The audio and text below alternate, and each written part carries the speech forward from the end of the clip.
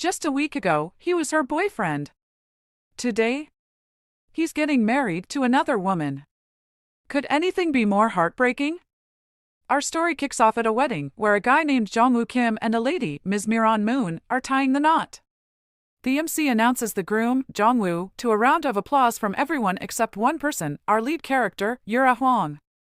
She's tucked away in a corner, donning dark shades and contemplating how she could let Jongwoo, who she now considers a traitor, slip away. The story then rewinds to a week ago when Jongwoo, her then-boyfriend, handed her his wedding invite. It turns out his soon-to-be father-in-law was the top contender for the presidency. This revelation left Yura shaken to the bone. And as if the scene wasn't already heartbreaking enough for Yura, Jongwoo began to criticize her for being naive and oblivious to him ignoring her calls once a month due to photoshoots. Presently, as Yura watches the newlyweds, she feels her anger rising but reminds herself to stay composed. After all, she's here for a reason. She figures Jongwoo invited her to enjoy the feast, so why not treat it as his parting gift? Just as she's tucking in, an usher informs her about the assigned seating. Embarrassed and confused, Yura wonders why she's even at this wedding. Is it to show she's unfazed? Or to make Jongwoo squirm? We learn that years back, when Yura lost her parents in a tragic accident, Jongwoo was her rock, promising to never leave her side. As much as she hates to admit it, Yura feels like the biggest fool. When the usher begins to guide the rightful guests to their seats, Yura gives her name and follows the usher to her spot at the back of the hall. Once seated, she pulls out a compact mirror from her bag, one look, and she's horrified at her appearance. She fumbles for her glasses, but they're missing, she left them behind on her previous seat.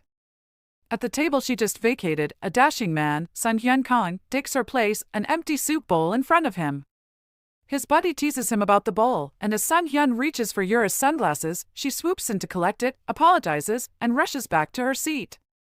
Sun Hyun then makes a comment about someone he refers to as the soup lady, feeling a strange sense of familiarity, but shrugs it off, thinking it won't make any difference. Fast forward a month, Yura's sister, who's fondly called Sis, bursts into the room with exciting news. Yura's been called for Time, a new film by esteemed director Yoon Han-yu, featuring heartthrobs Sun Hyun Kang and Chang Haeon Cho. 2 months ago, Yura auditioned for the leading lady role but gave up hope after no response. Now, she's finally breaking free from 7 years of uncertainty. Yura has a colorful acting resume, from coffee commercials and teen dramas to sports drink ads, she's done it all. But starring in a major film like Time? That's very new to her. As Sis rattles off the film schedule and script details, Yura can't help but pepper her with questions. Are you sure they want me for the shoot, not just a reading? She asks skeptically. When Sis confirms, Yura wonders if she's ended up with a silent role. With a rush of excitement, Yura grabs Sis, am I playing Hiram? The bubble bursts when Sis reveals she's been cast as Susie, the male lead's ex-disappointment washes over Yura before she plops down on the ground. Apparently, Susie is a tragic character who drowns in despair and eventually takes her own life. Her face only appears in flashbacks. But Yura decides to give this role her all, vowing to captivate the audience with her performance. Sis cheers her on, adding that she can finally return that handkerchief. A flashback to a year ago, Yura was an extra in a movie. The director, not bothering to remember her name, referred to her as Red Ribbon due to her costume. After being scolded by him, Yura hid behind a building and broke down. She felt invisible, even after 6 years in the industry. As she was trying to tidy up her makeup, Sun Hyun Kang, the film's lead, offered her a handkerchief. He insisted that she keep it and, surprisingly, asked her name. Fast forward to the present, Yura's on her way to Busan with Sis, the handkerchief still in her possession. She never got the chance to thank Sun Hyun back then. She doubts he remembers her, but the thought of sharing screen space with him excites her. As Yura steps onto the movie set, she's caught off guard by none other than our traitor ex-boyfriend Jongwoo's presence. The shock is mutual, and they simultaneously blurt out, "What are you doing here?" Yura explains she's part of the film, throwing the question back at him. Before he can answer, someone calls out for him. Jongwoo answers with a grin, then turns to Yura, his eyes sharp. He snidely remarks about her minor role and warns her to keep her name separate from his. As the person calls out again, he saunters off. Just as Sis walks over to inform Yura about Jongwoo, she catches Yura's expression and realizes she already knows. She fills Yura in. Jongwoo is replacing Chang Hyun-cho as the lead. Apparently, an investor pulled out, causing a funding shortfall. However, thanks to Jongwoo's politically powerful wife, he's the new star. Yura can't help but feel a sting of unfairness. Why is Jongwoo the lead while she's just an extra? Sis spots the hurt on Yura's face and suggests they could bail. But Yura declines.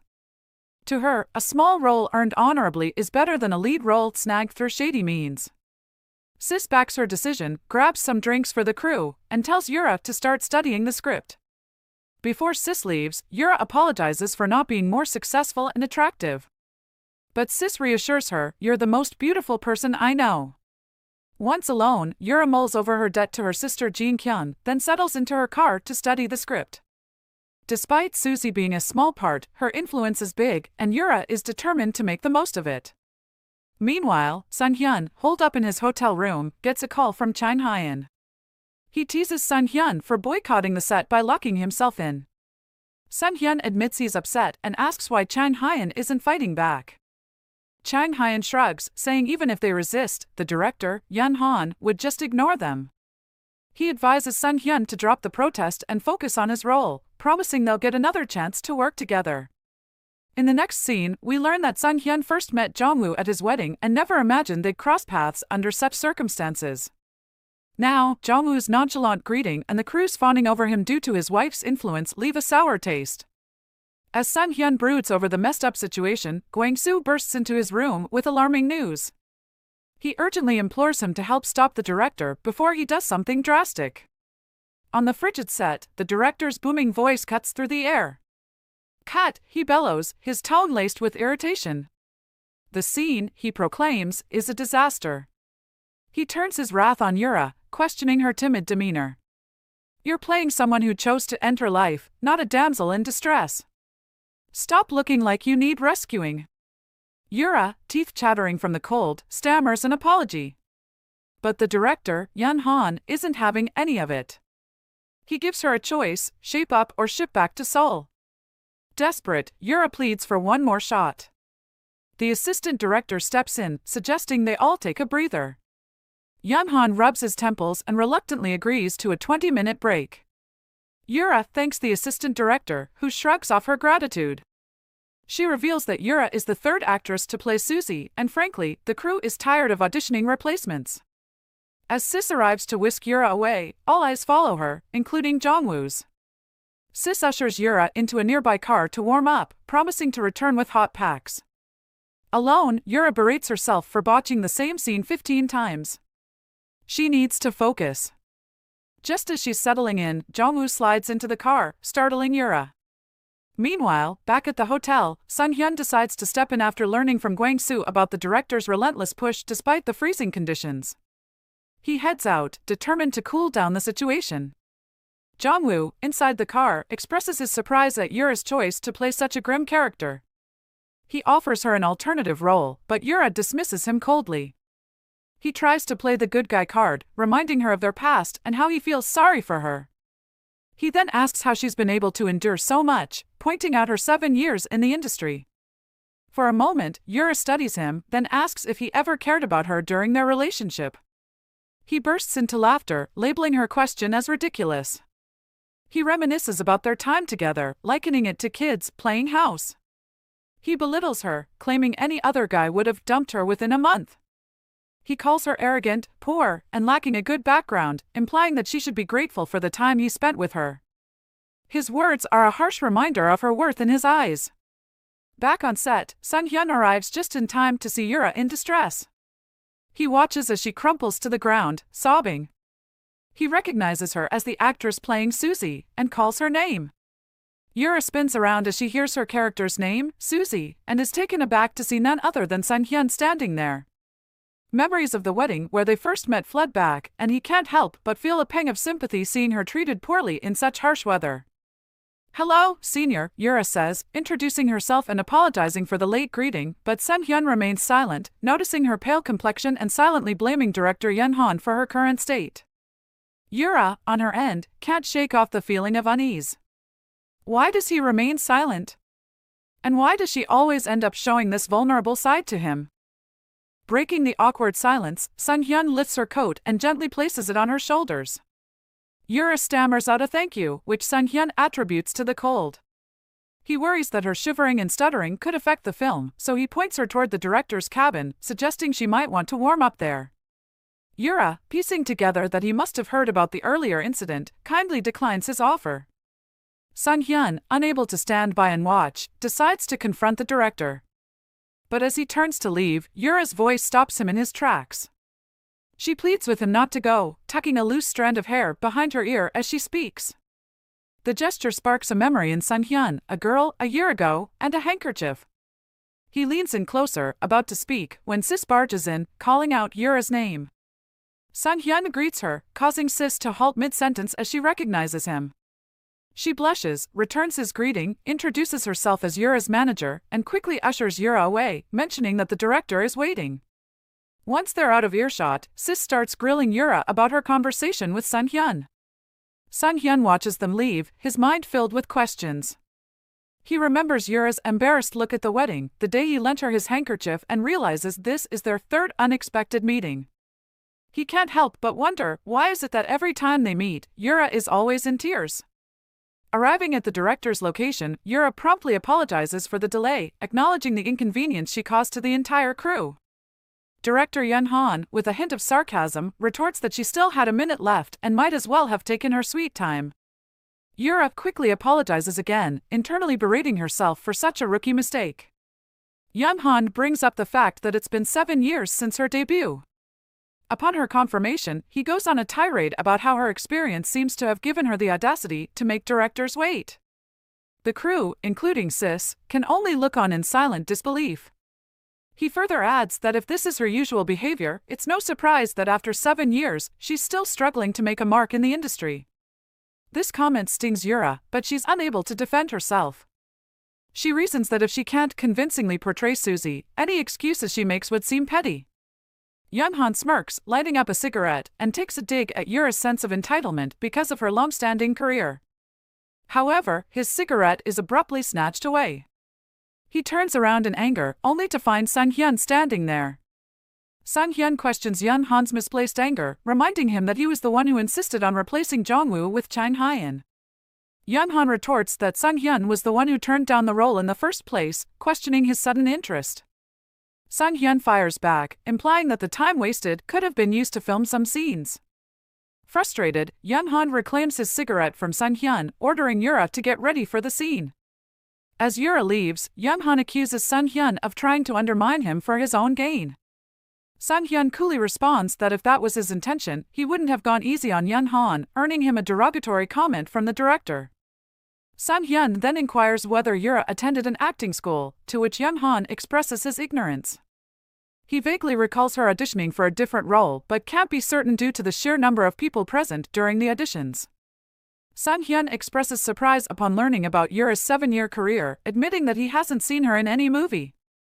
Yun Han reveals that Yura has had several supporting roles, but his disbelief is evident. When asked why, he simply tells Sun-hyun to see for himself. Meanwhile, Sis checks on Yura, who wryly comments that she's now fully immersed in Suzy's character as she feels like she's on the brink of despair.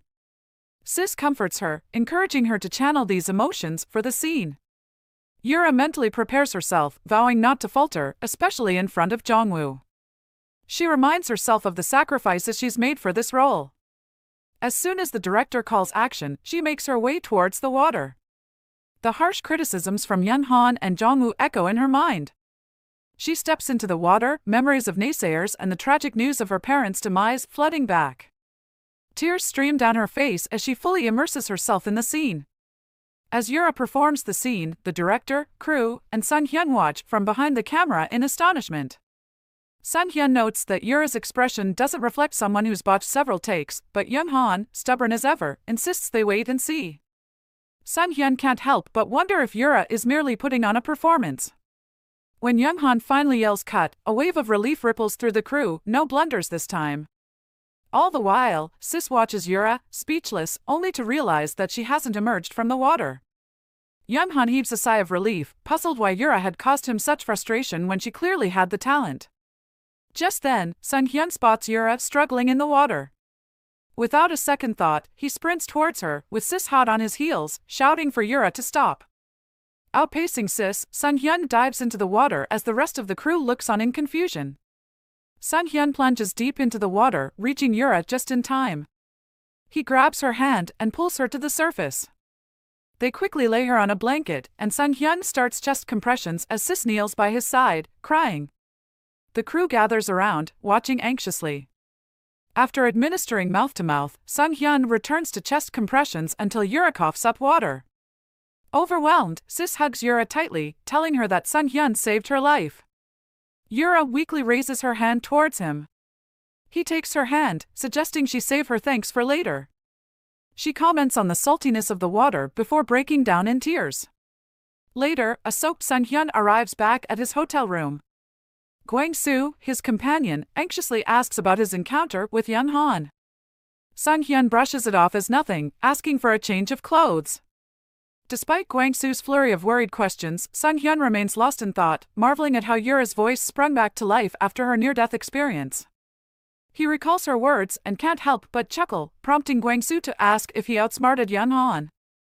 Sun Hyun ignores him, smiling to himself as he thinks about how adorable Yura is. Fresh out of the shower and in clean clothes, Sun Hyun picks up the movie script. This catches Gwang-soo off guard. Sun Hyun mentions he'll be pulling a late-nighter, to which Gwang-soo jokingly laments about missing out on a poker game with other managers downstairs. Sun Hyun playfully tells him to go anyway and teases him about potentially joining his work. Gwang-soo, initially thrilled about the poker game, is briefly thrown off but finally decides to tag along with Sun Hyun to the set. As they step outside the hotel, Gwang-soo spots Soo-ji's manager conversing with Sis. The manager is explaining something about an available room when Sun Hyun interjects, asking if the hotel is fully booked. The abrupt question startles the manager. He explains that Yura has wrapped up for the day and is about to head to her room. He adds that the schedule was extended because Sun Hyun had initially declined his role. Offering an apology to Sis, she reassures him it's all good, given that he saved Yura earlier. Concerned, Sun Hyun inquires if Yura should have been taken to the hospital. Sis assures him that Yura claimed she was fine. Just then, Yura steps outside to ask about her room and is taken aback to see Sun Hyun. Sis informs her they were discussing her situation, while Sun Hyun silently notes how well Yura looks. He asks her how she's doing, and she expresses her gratitude for his earlier rescue. Sun Hyun apologizes for extending her work by a day, but she cheerily reveals she's happy to film one more day. He advises her to go inside to avoid catching a cold. As she thanks him and bows, she suddenly remembers something and asks him to wait. She returns shortly with his handkerchief from a year ago. He playfully reminds her that he had told her not to return it, and she mentions it seemed expensive. Grateful for the returned handkerchief, she thanks him for giving her strength with the gesture, saving her life, and his excellent acting. As she continues pouring out her gratitude, he interrupts her and advises her to rest. Gwang-soo then interjects, mentioning a call from the director, so Sun Hyun bids her goodbye.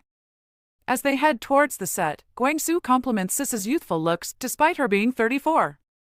Realizing Sun Hyun isn't paying attention, he stops talking. Suddenly, Sun Hyun instructs Gwang-soo to proceed to the set alone and dashes back to the hotel.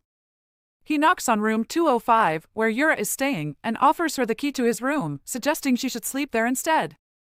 Yura stares at Sun Hyun, a look of pure shock on her face. She wonders if she's heard him correctly. Did he just invite her to sleep in his room? When he confirms it, she's taken aback. Jumping to conclusions, she snaps at him, declaring she's not that kind of person. Sun Hyun attempts to clarify, but Yura isn't having it. She shoos him away and dives back into her script. Sun Hyun pauses.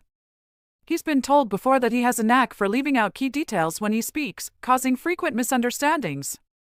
He tries once more to explain his intentions. His room will be vacant as he's filming all night. She could use the quiet space to relax with Sis, her manager. The light bulb finally goes off in Yura's head. She comprehends his intention, and her cheeks flush a bright red. Mortified at her earlier outburst, she buries her face in her script as Sun Hyun takes his leave. Fresh from her shower, Sis steps out of the bathroom, feeling rejuvenated. She'd heard voices while she was in the shower and asks Yura about it. Still blushing, Yura inquires if Sun Hyun knows she'll be staying up all night. Sis nods, explaining that some of the crew, including Sun Hyun, will be working overnight. The revelation brings tears to Yura's eyes. She felt left out of the loop. Later, Yura and Sis make their way to room 1701, Sun Hyun's suite. Yura hesitates, questioning the appropriateness of occupying his room, but Sis reassures her. Sun Hyun had extended the offer out of concern, knowing she'd be up all night. It would be impolite to decline such a thoughtful gesture. Sis then leaves Yura at the door, heading off to a poker game with the other managers. Yura enters the room, surprised by its neatness. She settles on the bed, noticing a familiar scent, Sun Hyun's. As she snuggles under the covers, she reflects on her taxing day and Sun Hyun's unexpected kindness. Before long, sleep claims her. Unknown to her, Jong-woo stands in the hallway, his gaze fixed on the door of room 1701. One can only wonder what he's up to. The following day, Yura and Sis stroll onto the set, spotting Sun Hyun engrossed in his script beneath a canopy where drinks are kept. They greet him cheerfully, causing him to look up. He asks Yura if she had a good night's sleep and how she's feeling. She thanks him for his concern, and he hands her and Sis coffee. He then addresses Sis as Jin Kyun, which surprises her, and she asks how he knew her name. He explains that Gwang-soo let it slip, causing them to laugh. Yura then curiously asks where he crashed after last night's shoot. His response that he slept on set, complaining about the cold and his aching back, startles her. He then admits he was joking and that he bunked in his manager's room. This revelation makes Yura think he's got a bit of a mean streak. Just then, Jong-woo saunters over, greeting Sun Hyun casually. He then pretends not to know Yura, asking for her name. She's taken aback but decides to play along, introducing herself. Jong-woo then drops a bombshell. He saw Yura entering Sun Hyun's room the previous night, asking if they pulled an all-nighter. The comment leaves Yura stunned, and Sun Hyun surprised. Sun Hyun retaliates by calling Jong-woo Park Chol, pretending to forget his name.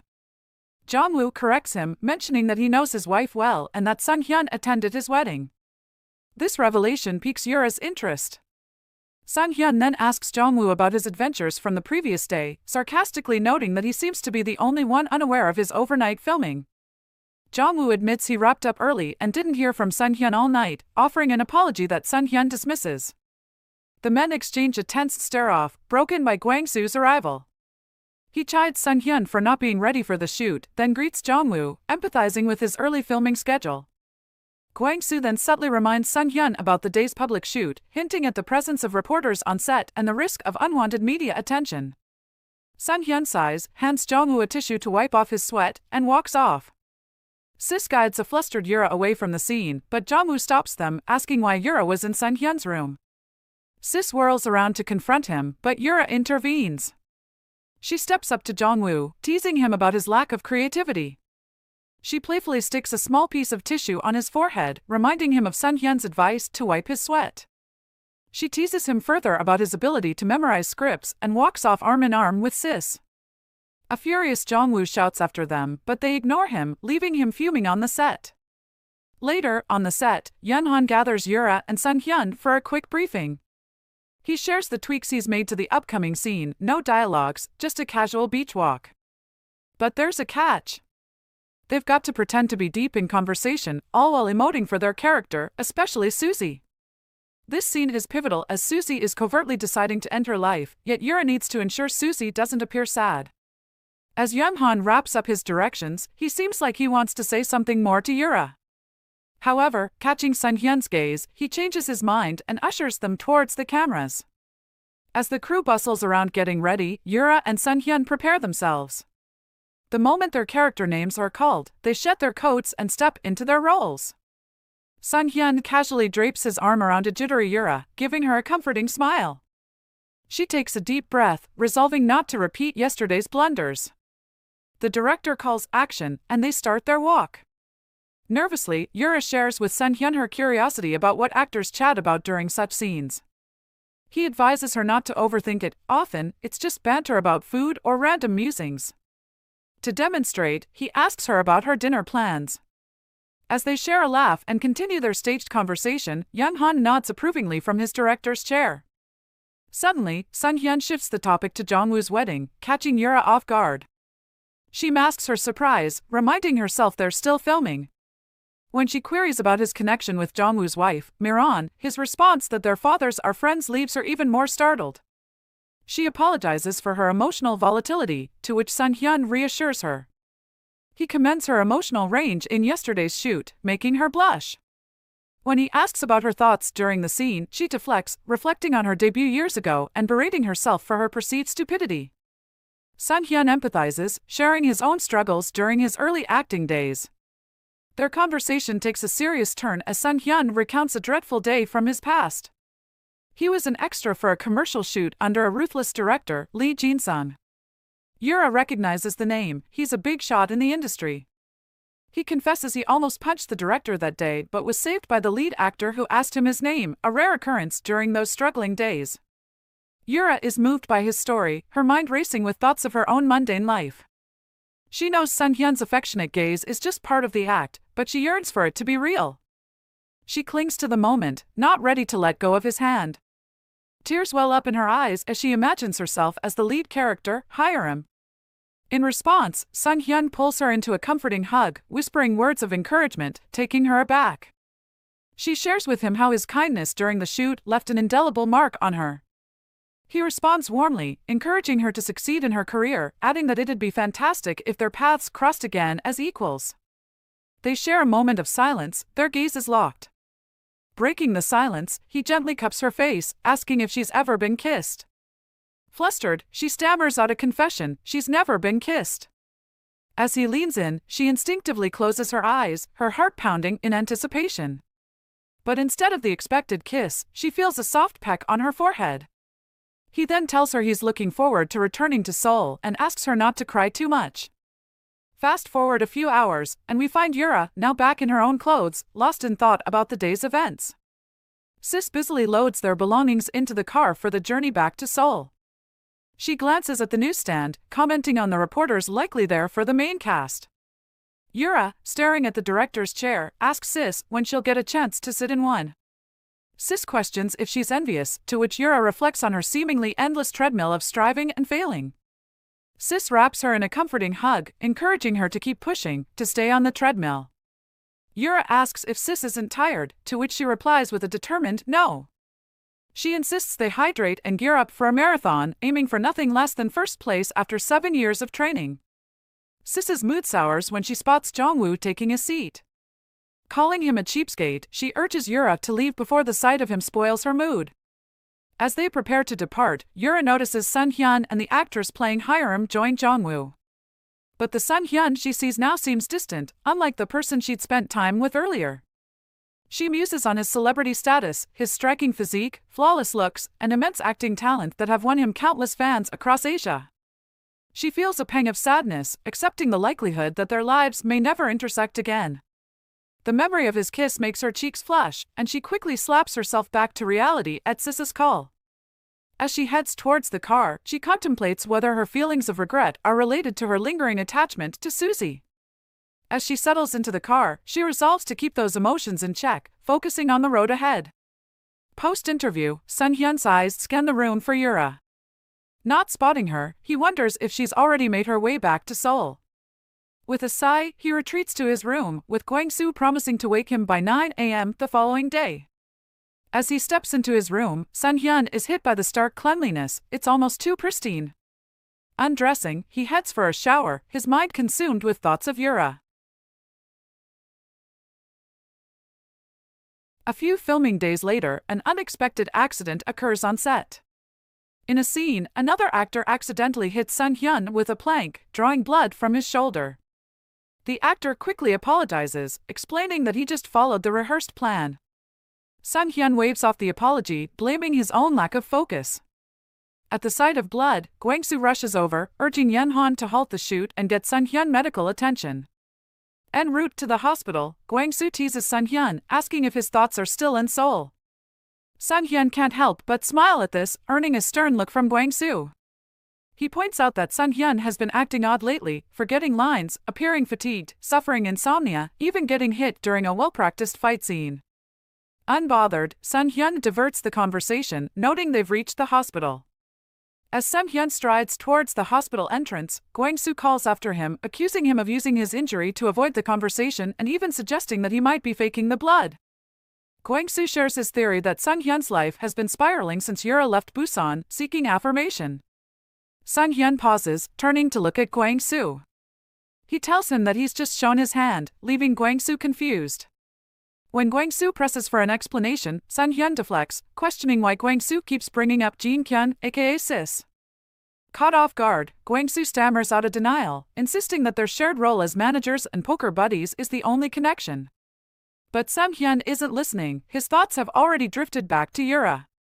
In the next scene, the doctor gives Sang-hyun the all-clear, assuring him that the wound isn't too deep and won't leave a scar. He does, however, advise him to take it easy for a couple of days. This causes Sang-hyun to wonder if Yeon-han will cut him some slack. As they relay the doctor's words to Yeon-han back on set, he surprises Sang-hyun by granting him a 3-day break. Sang-hyun can't help but wonder if this unexpected kindness is somehow linked to Yura's recent accident. Back in his room, Sang-hyun tries to rest while Kwang-soo busily scribbles away in his journal, making odd little noises.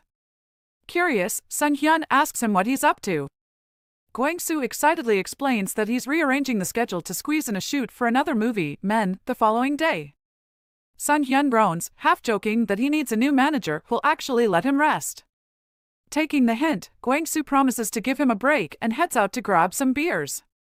Upon his return, Kwang-soo cracks open a beer and starts channel surfing, disrupting Sang-hyun's attempt to rest. Annoyed, Sang-hyun asks why he's hanging around, and Kwang-soo replies that the other managers are still on set. Sang-hyun reminds him that he was supposed to be resting, prompting Kwang-soo to point at a chair and invite him to sit down and chat. Sang-hyun takes the bait and sits down, suggesting that Kwang-soo might have a thing for Sis, referring to her as Jin-kyun. Kwang-soo blushes, denying any romantic feelings but admitting that he finds her passion for her work incredibly attractive. Sang-hyun advises him to tell her that over the phone, but Kwang-soo insists he'd rather do it in person, despite not knowing what to say. The conversation takes another turn when Kwang-soo brings up Yura. Sang-hyun attempts to deflect, but Kwang-soo presses on, even seeming excited by the topic. When Sang-hyun asks why, Kwang-soo assures him that he's not trying to interfere, but as an adult, he should be careful about showing his feelings too openly. If the public finds out, it could impact both their careers. Sang-hyun blushes, accusing Kwang-soo of overstepping, but Kwang-soo remains unfazed, reminding him to tread carefully and then playfully asking if Jin-kyun is really that cute. The following day in Seoul, Yura dozes off in the backseat of Sis's car. A sudden jolt wakes her up, her head bumping against the window. Sis remarks sympathetically about her long days, working from dawn till dusk. Yura ponders why she's feeling so out of sorts on such a beautiful day. Sis wonders if it's due to her recent fall into the water, suggesting they swing by a hospital. Yura dismisses this, attributing her odd mood swings to the filming schedule for time. She muses aloud about whether Sang-hyun is doing all right with his filming. Sis then spots a familiar cafe and suggests they stop for coffee. The cafe is quiet, being a regular weekday. As Sis heads over to place their order, Yura settles down with her phone, engrossed in a challenging game. When a coffee cup appears before her, she assumes it's Sis. Without looking up, she hands over her phone, asking for help with the game. Imagine her surprise when she looks up to find Sang-hyun holding her phone, already engrossed in the game. Yura blinks at him, for a moment thinking she's in some sort of dream. She'd assumed he was still filming in Busan. He greets her casually, and when she responds, he teases her about her gaming skills. As she starts explaining the game, she stops herself mid-sentence to ask why he's there. He shrugs, eyes still glued to the game, and tells her that he has something to ask. She prompts him to go ahead with his question, and he confesses that he can't stop thinking about her and missing her. He then asks if she feels the same way.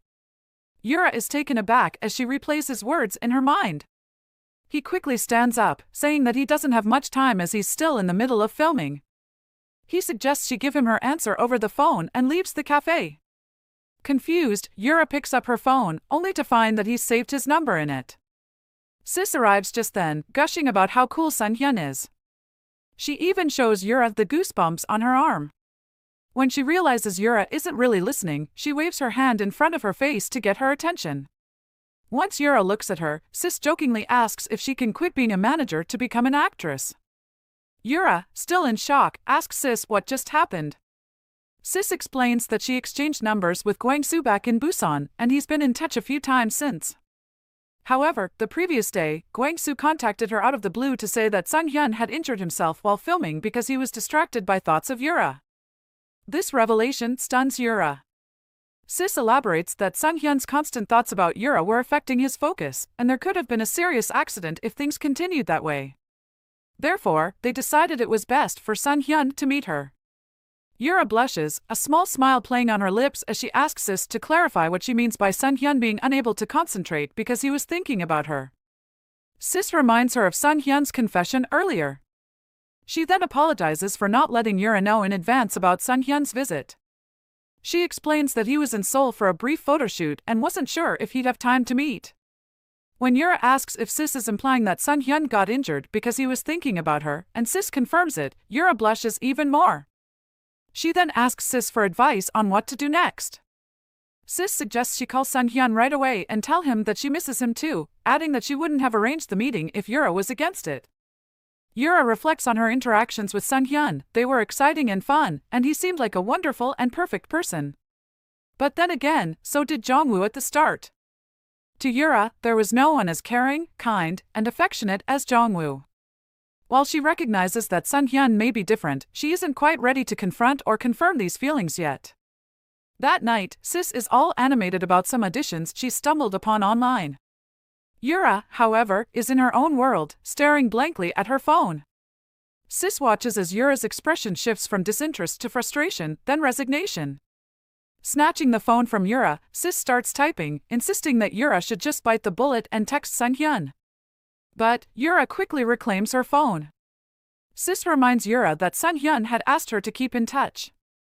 If she's not interested, she should just forget him. Yura admits she's worried, and Sis, understanding her fears, reassures her that Sung-hyun is genuinely a good guy, caring, emotional, and kind-hearted. Yura counters by saying that Jongwoo was also like that initially, projecting an image of kindness unmatched by anyone else. She asks Sis if she didn't see through his act. Sis denies it, joking that if Jongwoo could act that well, he'd be winning awards at Cannes by now. She advises Yura that there's no rush to start dating. She should just stay in touch with Sung-hyun, take it slow, and get to know him better. When Yura's mood doesn't lift, Sis suggests they have a soju session. She believes a little liquid courage might just prompt Yura to call Sung-hyun. Yura rejects the idea, especially when Sis promises to intervene if she starts talking nonsense while drunk. But eventually, she caves, and the two of them drown their evening in soju until Sis drifts off to sleep, leaving Yura alone. She tries to rouse Sis, but to no avail. Giving up, she settles down next to her sleeping sister. Glancing at her phone, she notes the time 1:42 a.m. She didn't contact Sung-hyun, but she knows she has to say something so he won't keep waiting for her. But is it too late to call? Maybe a text message would be better? For the next hour, she tosses and turns, agonizing over what to do until finally, at 3 a.m., she decides to send a message. She figures he'll see it first thing in the morning. After sending a simple text, she switches off the light, planning to deal with whatever comes next in the morning. Just as she's about to drift off, her phone rings. Startled, she picks it up. The caller ID reads Sung-hyun. Yura gazes at her buzzing phone, uncertain. But then, she chuckles, shakes off the nerves, and picks up. The line is silent at first, and just as she's about to speak, Sung-hyun's voice fills her ear, asking if she'd had a drink. She's taken aback, questioning how he could possibly know that. He responds by expressing confusion over her text message. She insists that she was careful while typing it out and subtly shifts gears, asking if she's interrupted his sleep. He dismisses her concern, mentioning he hadn't gotten around to sleeping yet, and inquires if she's outside somewhere. She clarifies that she's home, indulging in a bit of solo drinking. He then asks about her plans for the following day. When she admits she has none, he suggests they meet up so she can clarify her cryptic message. This leaves her a bit stunned, but before she can protest, he tells her he'll send the details and abruptly ends the call, leaving her in a state of bewilderment. The next afternoon, we find Yura at the same cafe where she'd met Sung-hyun the day before, watching a gentle snowfall through the window. The weather forecast had predicted snow in Seoul and a chilly day ahead. After a restless night following Sun Hyun's call, Yura wakes up to a text from him, setting their meeting for 1:30 p.m. at the cafe. In her rush to not be late, she ends up arriving half an hour early. As she waits, her phone rings. It's Sis. Yura informs her that she's at the cafe, having decided to head out early due to the snow, and inquires about Sis's location. Sis mentions that she's in Myeongdong, which strikes Yura as odd, especially considering how well-dressed Sis was. Yura teases her, asking if she's meeting someone special or has a boyfriend. Sis laughs it off, arguing that she hardly has time for men since she's always with Yura, but Yura isn't entirely convinced, picking up on a hint of panic in Sis's voice. Just then, a man waves at Sis, and she quickly tells Yura to head home soon before hanging up. Yura can't shake the feeling that Sis has been acting strangely lately, especially after giving Gwangsu her number back in Busan. She shrugs it off as nothing serious and decides to freshen up a bit. As she's applying lipstick using her phone camera as a mirror, she spots Sun Hyun standing behind her through the screen. He greets her casually, leaving her startled. He teases her about being early, causing her to blush and internally berate herself for always acting odd around him. He takes a seat across from her, apologizing for his tardiness. She quickly assures him that he's not late, all the while observing how ordinary he seems for a celebrity. She initiates small talk, asking about his journey to the cafe. His counter-question, asking if she's ever taken a daytime taxi, leaves her puzzled. He explains that he finds taxi rides nauseating, hence his question. She wonders if he took a taxi to the cafe, and he confirms it, adding that it's more convenient for personal outings. They fall into an awkward silence, broken only when Yura notices him staring at her. He finally addresses the elephant in the room, her cryptic message. He hands her his phone, admitting that despite multiple readings, he still couldn't decipher it. She takes a look at her sent message and gasps, shocked at what she had written. In the text, Yura had written a rambling apology for hitting up his line in the wee hours. She'd confessed how much it meant to her that he cared, but admitted she still felt out of place around him. She'd also mentioned an old wound that was still tender and asked him to just be the friendly senior who always looked out for her. Staring at the message, she couldn't believe her own words. She always prided herself on being a sober drunk. Handing back his phone with an apology, she found herself at a loss for words when he asked her to explain. Yura finds herself tongue-tied, blushing as an idea strikes her. Sun Hyun, watching her stumble over words, reassures her that she doesn't need to spill all the beans. She just needs to answer one question: does she miss him and think of him often? Her cheeks flush even more at his question. Internally, she confesses that he's on her mind daily, feeling like a gentle breeze wrapping around her heart. The thought of voicing these feelings out loud fills her with a mix of fear and curiosity about his reaction. Earlier that morning, Sun Hyun had a chat with Gwangsu, who questioned whether Yura would reciprocate his feelings. Sun Hyun admitted he hadn't really pondered it. Gwangsu then asked if he'd ever considered being turned down by Yura. To this, Sun Hyun responded with a definitive no. Gwangsu reminded him that not everyone would necessarily be swayed by his charm, but suggested Yura might just be different. As Yura continues to mull over her response, Sun Hyun's phone rings. She quickly tells him to take the call. He answers with a gruff no, visibly annoyed when the caller saunters into the cafe looking stylish. Sun Hyun grumbles about the man showing up unannounced, to which the man jovially quips about Sun Hyun's phone battery possibly being dead. The man then slides into the seat next to Sun Hyun, catching Yura's attention. He introduces himself as Jang Min-seon, the director behind countless hit music videos. Yura is pleasantly surprised by his friendly demeanor as they shake hands. She remembers his fame as a model and his successful transition into directing popular music videos. While Yura and Min-seon are engrossed in light-hearted small talk, Sun Hyun buries his face in his hands. When she finally settles back into her seat, she asks Sun Hyun about Min-seon's presence. Before Sun Hyun can answer, Min-seon butts in, asking Yura if she's ever dreamt of fame. Her eyes light up as she enthusiastically responds with a yes. We learn that last night, Min-seon and Sun Hyun were kicking it back in their hotel room when all hell broke loose. Min-seon was having a full-blown meltdown over some folks who turned out to be total duds in a music video, after nailing it at the initial meeting. Sun Hyun, trying to concentrate on his script, could only ask who the video was for, to which Min-seon replied, some idol. Sun Hyun sighed, sympathizing with Min-seon's casting woes. But Min-seon wasn't done venting. He launched into a passionate explanation about this movie he was working on. Picture this, a woman nursing deep love wounds, scared to dive back into the love pool even when a new love comes knocking. She's drawn to him, but her fear of getting hurt again keeps holding her back. It's an emotional roller coaster, to say the least. As Min Se-young ranted about no actor being able to capture the depth of these emotions, Sun Hyun had a lightbulb moment. He thought of Yura, who'd played a similar role as Susie in the movie Time. He suggested Yura to Min Se-young, who promptly Googled her.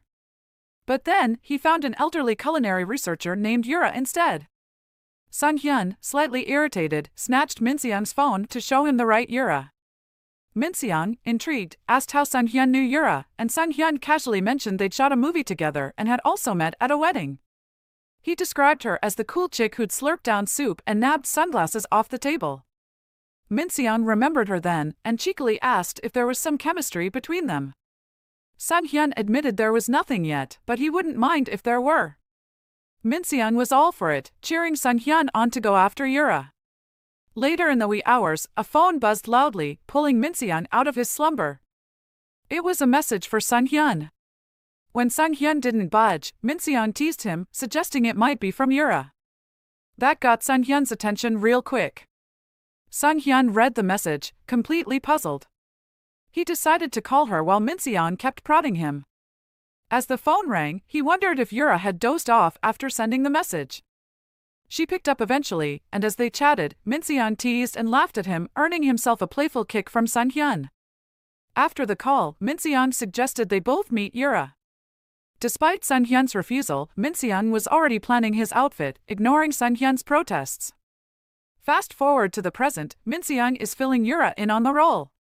He mentions that Sun Hyun has a knack for spotting talent, and that piqued his interest in her. He throws out an invitation for her to audition, which she's game for. He asks when she can do it, and adds that he needs someone ASAP.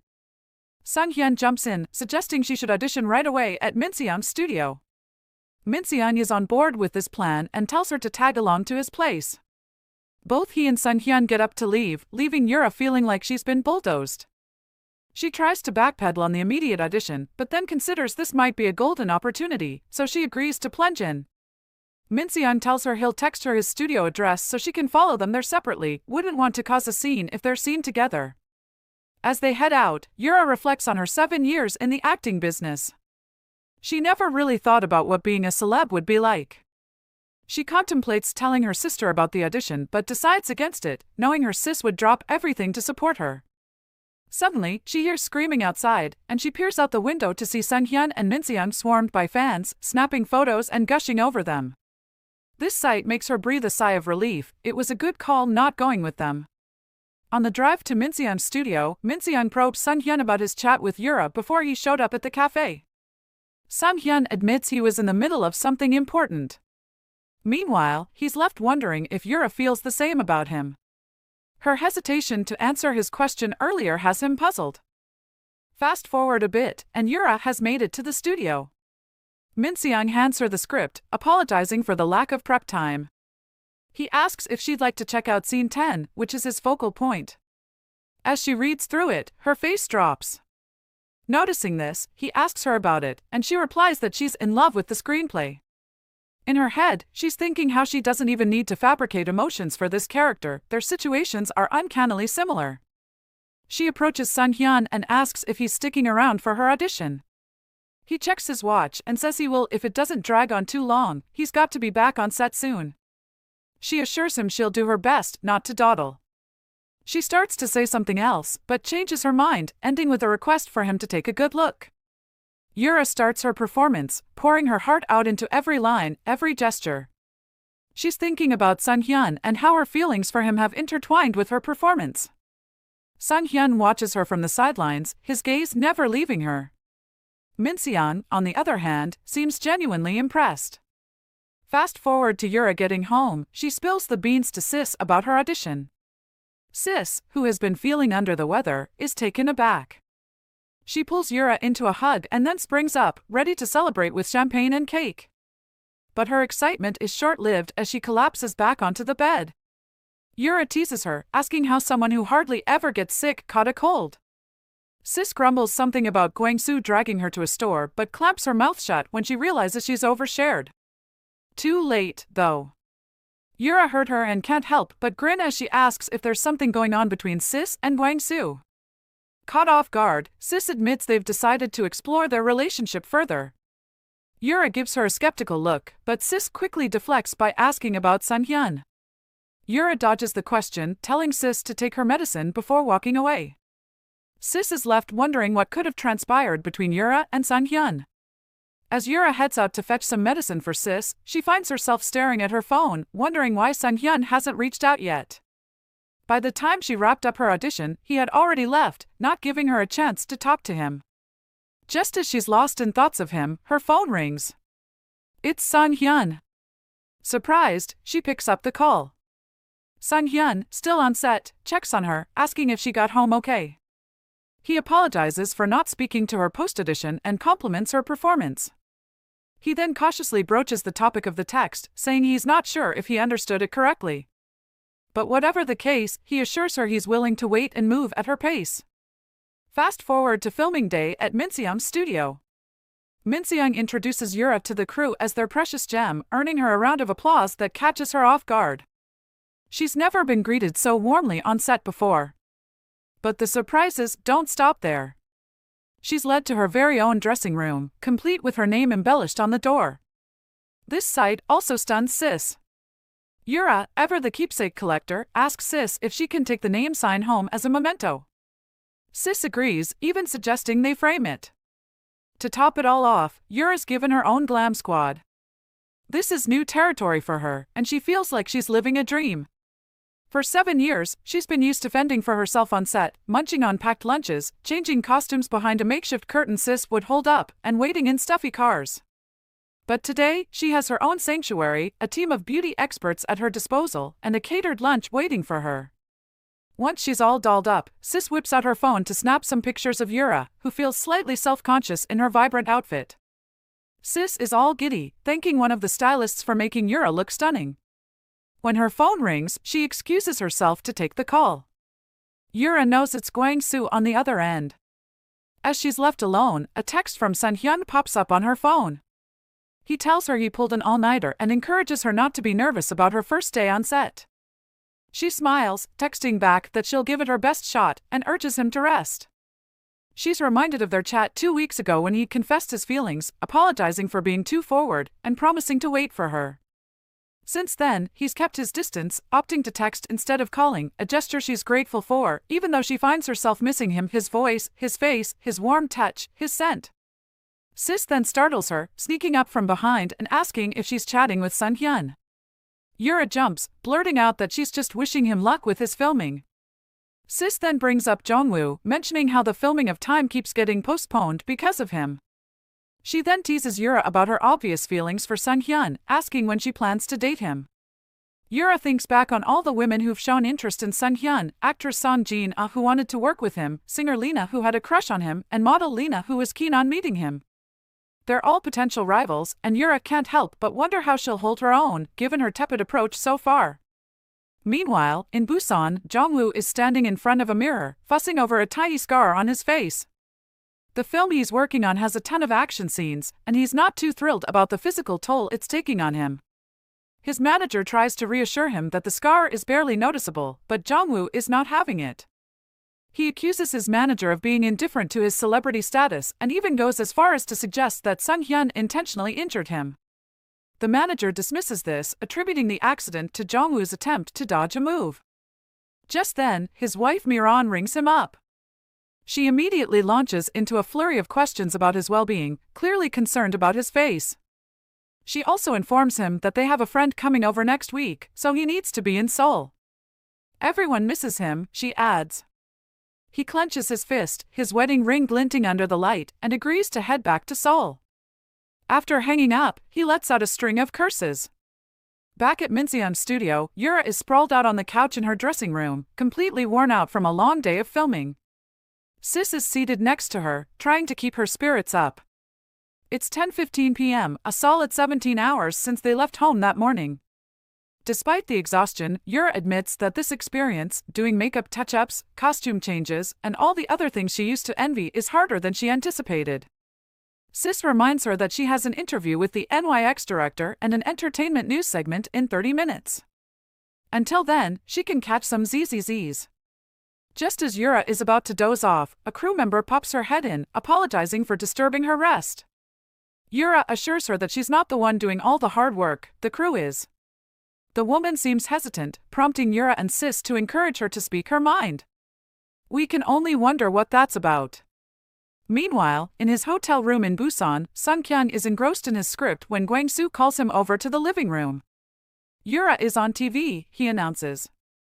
As they watch Yura talk about her filming experience, Gwang-soo observes that she looks a bit nervous. The interviewer teases Min-seon for being unusually kind to Yura despite his reputation for being strict. Min-seon praises Yura, saying he fell in love with her acting the moment he saw her audition. The interviewer misunderstands this, leading to a round of laughter. Sung-hyun watches this unfold, finding Yura's laughter endearing. Gwang-soo points out that despite waiting for so long, Yura hasn't called him yet. Sung-hyun replies that she texted him, but Gwang-soo insists that texts and calls are not the same. He goes on to say it's unlike Sung-hyun to fall for someone like Yura, to which Sung-hyun admits that she has changed his ideal type. Gwang-soo is taken aback by this revelation. Sung-hyun then asks if Gwang-soo sent Yura a ticket for Sunday's premiere, which he confirms. Gwang-soo also mentions that he'd like to tell Sis something. He refers to that story first on the day of the premiere if that's okay with Sung-hyun. Sung-hyun gives him the green light, assuring him he'll proceed regardless of how things pan out between him and Yura. The morning sun shines bright as Sis and Yura hit the road. Yura's decided to kickstart her fitness journey, and they're heading to a gym. Which gym are we going to? Yura asks, curiosity piqued. The one in Gangnam, Sis replies nonchalantly. It's a popular spot among celebs, she explains. Yura rolls her eyes, remarking that it's such a show-off. But Sis brushes off her protest, arguing that it's more of an investment. She reminds Yura that once Min-sung's shoot is released, Yura will be thrust into the spotlight. Yura shrugs, suggesting they worry about that when the time comes. For now, she's more concerned about her gym bills than hobnobbing with celebs at a high-end gym. Just then, Sis announces they've arrived and nudges Yura to get out of the car. Inside the gym, Yura swaps her casual clothes for a baggy jersey. It makes her feel a tad self-conscious, but Sis cheers her on enthusiastically. Yura pulls Sis into a hug, begging her to lower her voice or else people think she's there to rub elbows with the rich and famous. Sis then takes her leave, promising to wait at a nearby cafe until Yura wraps up her workout. When Yura asks why Sis isn't joining her, Sis jokes about the gym's hefty registration fee and heads out. Left alone, Yura pulls up a YouTube workout video and starts following along. It's tougher than she thought, and she struggles to keep up. Just as she's about to throw in the towel, she overhears a conversation that grabs her attention. It's Yoon Seo, the actress whose career skyrocketed after her drama became a hit last year, and Chang Hyun, the actor whom Jong-woo replaced in the movie Time. Yura had heard rumors about them dating, and now she's convinced they're true. Seo seems disgruntled about Yoon Han replacing Chang Hyun with Jong-woo. Their conversation then shifts to the Sunday premiere, reminding Yura that she still hasn't picked out an outfit. Seo also mentions setting up a meeting between Sung-hyun and Jin-ah, her best friend who's been pestering her for an introduction. Chang Hyun initially resists but eventually agrees, reasoning that it's been a while since Sung-hyun dated someone. Yura is taken aback. She recalls Sis warning her about losing Sung-hyun due to her hesitation. She figures if Sung-hyun falls for Jin-ah, she has no right to interfere since they're not officially dating. She accidentally blurts this thought out loud, startling Seo and Chang Hyun. Seo denies being in a relationship with Chang Hyun and accuses Yura of being a journalist. Yura stammers, trying to think on her feet. She finally tells them she's a huge fan and asks for their autographs. Later, in the car, Yura shows Sis the autographs, blushing from embarrassment. She begs Sis to switch her to another gym. Meanwhile, a text from Sung-hyun pops up on her phone. He's reminding her to dress warmly. Yura wonders how Sung-hyun can be so patient and warm despite her lack of response. She realizes it's high time she gave him an answer. The day of the premiere has arrived. Sis is already lacing up her shoes, shouting for Yura to hurry up. When Yura finally emerges from her room, she's wearing a simple dress adorned with a bright yellow sweater. "Look at you, bringing spring along with you," Sis teases, playfully dubbing her number one. As they head out, Yura can't help but think about how tonight might be the night she finally tells Sun Hyun how she feels. They haven't seen each other in what feels like forever, and the anticipation is making her jittery. The sight of the bustling crowd at the premiere venue does little to calm her nerves. She looks around, wondering if everyone and their mother were invited to this thing. Just then, Sis's phone rings. It's Gwang-soo. Yura raises an eyebrow. When did those two get so chummy? Sis quickly wraps up the call and announces that she's heading to the 9th floor, leaving Yura to navigate the premiere alone. Yura watches as celebrity strike poses against the photo wall. Chang Hyun and Lee Seo are there too, looking every bit the power couple. She hopes to be in their shoes someday. Then Jina makes her entrance, dazzling in a silver mini dress and white blazers. The crowd goes wild.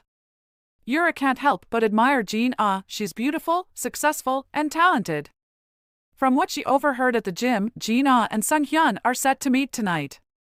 A pang of jealousy hits her. She can't just stand by and let them fall for each other. She needs to act.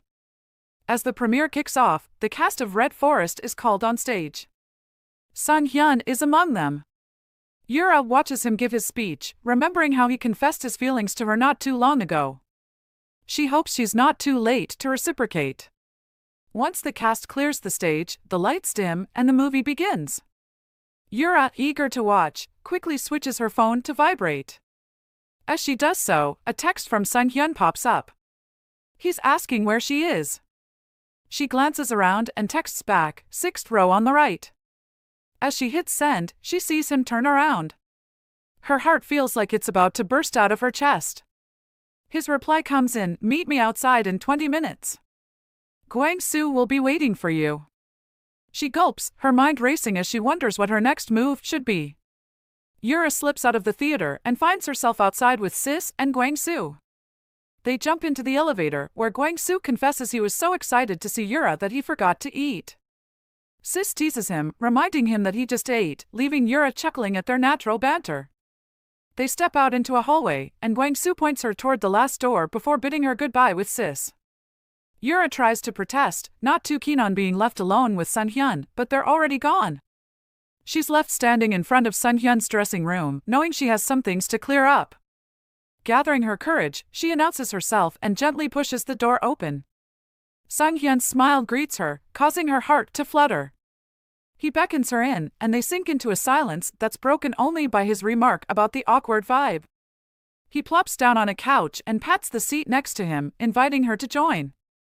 After a moment's hesitation, she sits down, admitting she wanted to catch the movie but promises to go another time with Sis. Sun Hyun points to a monitor that's live streaming the ongoing movie inside the theater. Her eyes flicker to the screen, then back to him. He asks why she avoids his gaze and if seeing him after so long feels strange. She admits it does feel a bit odd, leading him to ask if he seems more manly now. Her cheeks heat up as she thinks about how undeniably masculine he looks. She wonders if this is the right time to confess her feelings. She takes a deep breath, ready to spill her heart out, only to be interrupted by Sun Hyun's ringing phone. The interruption brings her relief. Sun Hyun answers the call. It's Chang Hyun. Yura's mind races, wondering if he's calling about Jin-ah. The call ends, leaving her curious about whether Sun Hyun accepted Chang Hyun's offer. Sun Hyun then asks about her plans after the premiere. She shrugs, saying she has nothing planned, and poses the same question to him. He mentions a press conference he needs to attend, and then suggests they go somewhere together afterward. He adds that Chang Hyun wants to introduce him to a girl and proposes they meet her together. The suggestion leaves Yura shocked. Yura looks at him, puzzled. "You want me to what?" she asks.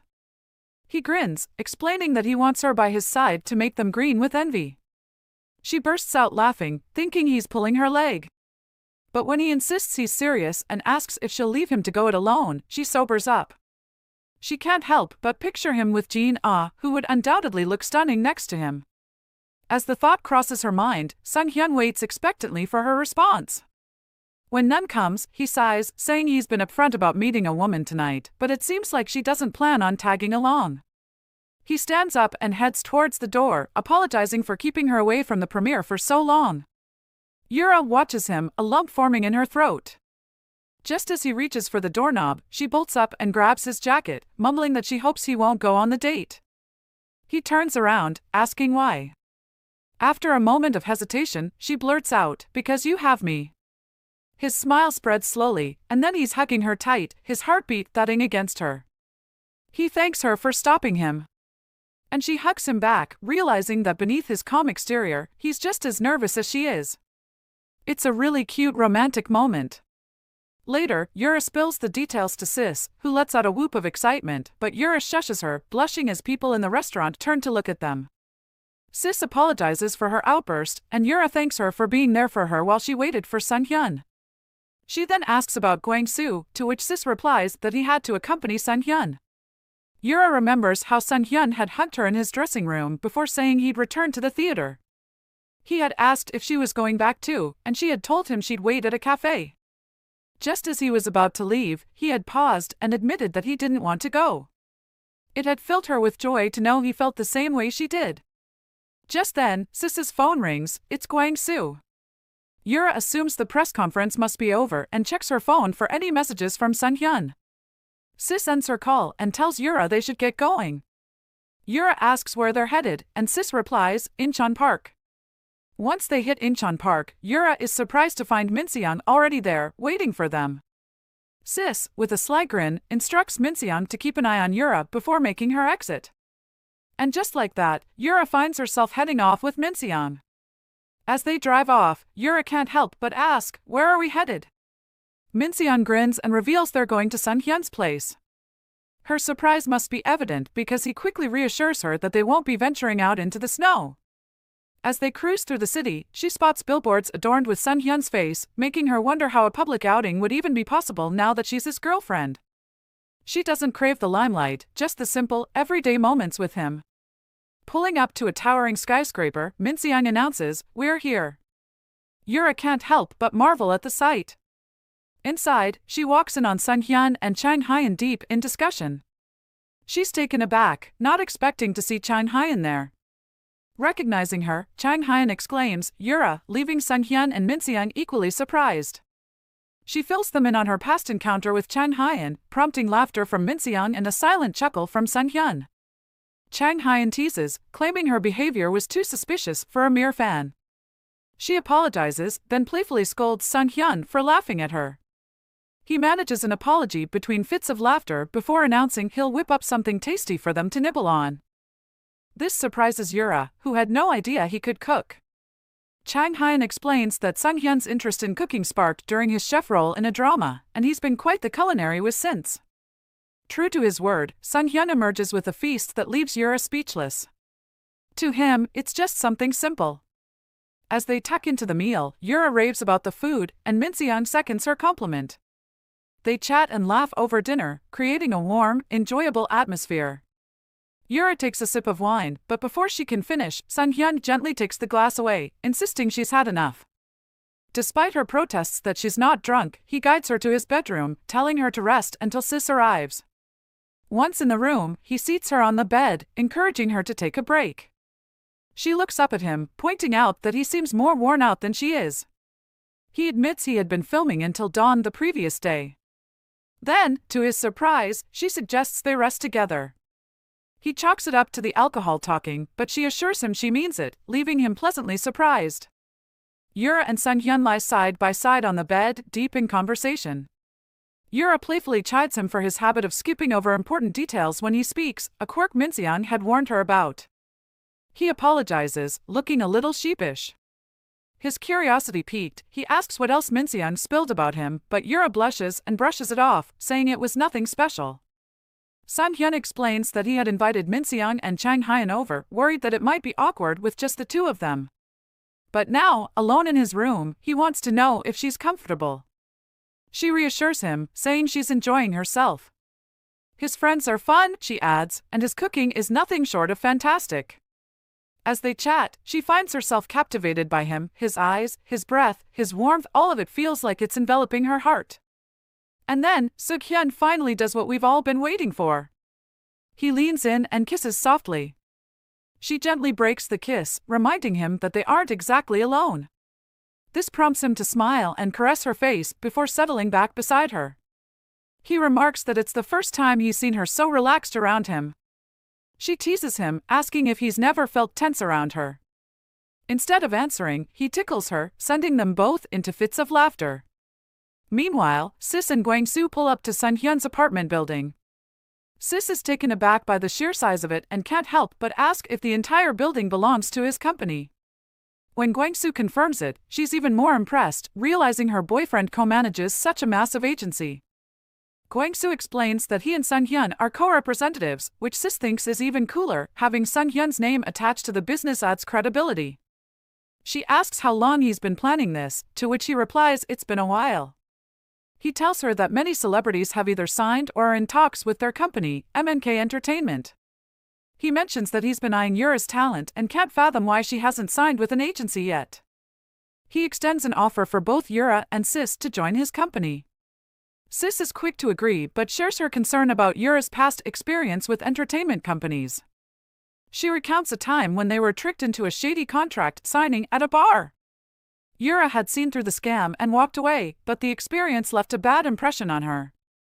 Gwang-soo reassures Sis, promising a transparent and respectful collaboration, and reasons that it's all the more reason for Yura to work with them.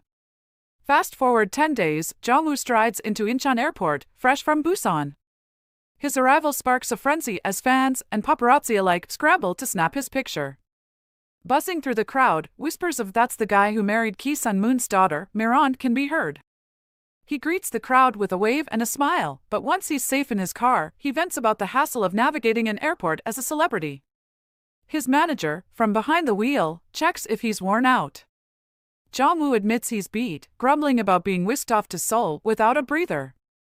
The manager reminds him that Miran has been missing him quite a bit, but Jong-woo counters, questioning why Miran insists on scheduling appointments when they're supposed to meet.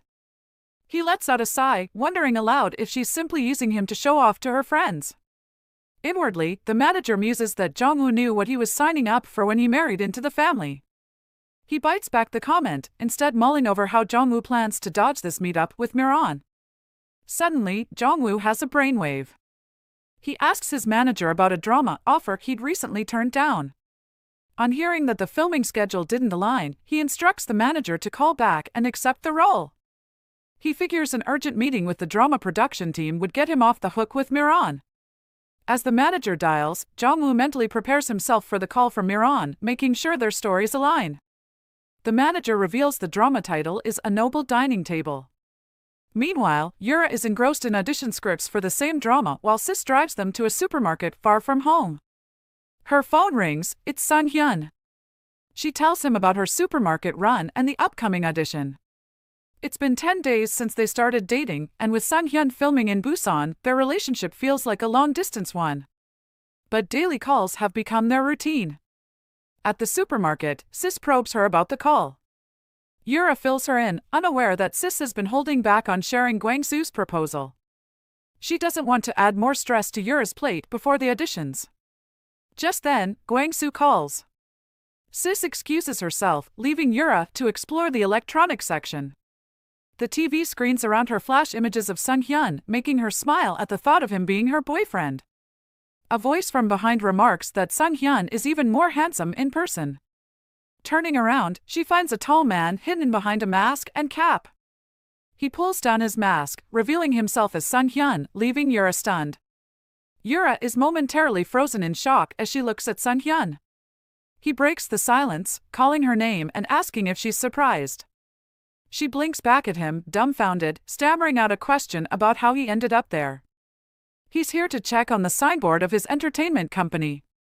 Gwang-soo had asked him to keep hush about their plans to sign Yura, as Sis wanted to break the news to her first.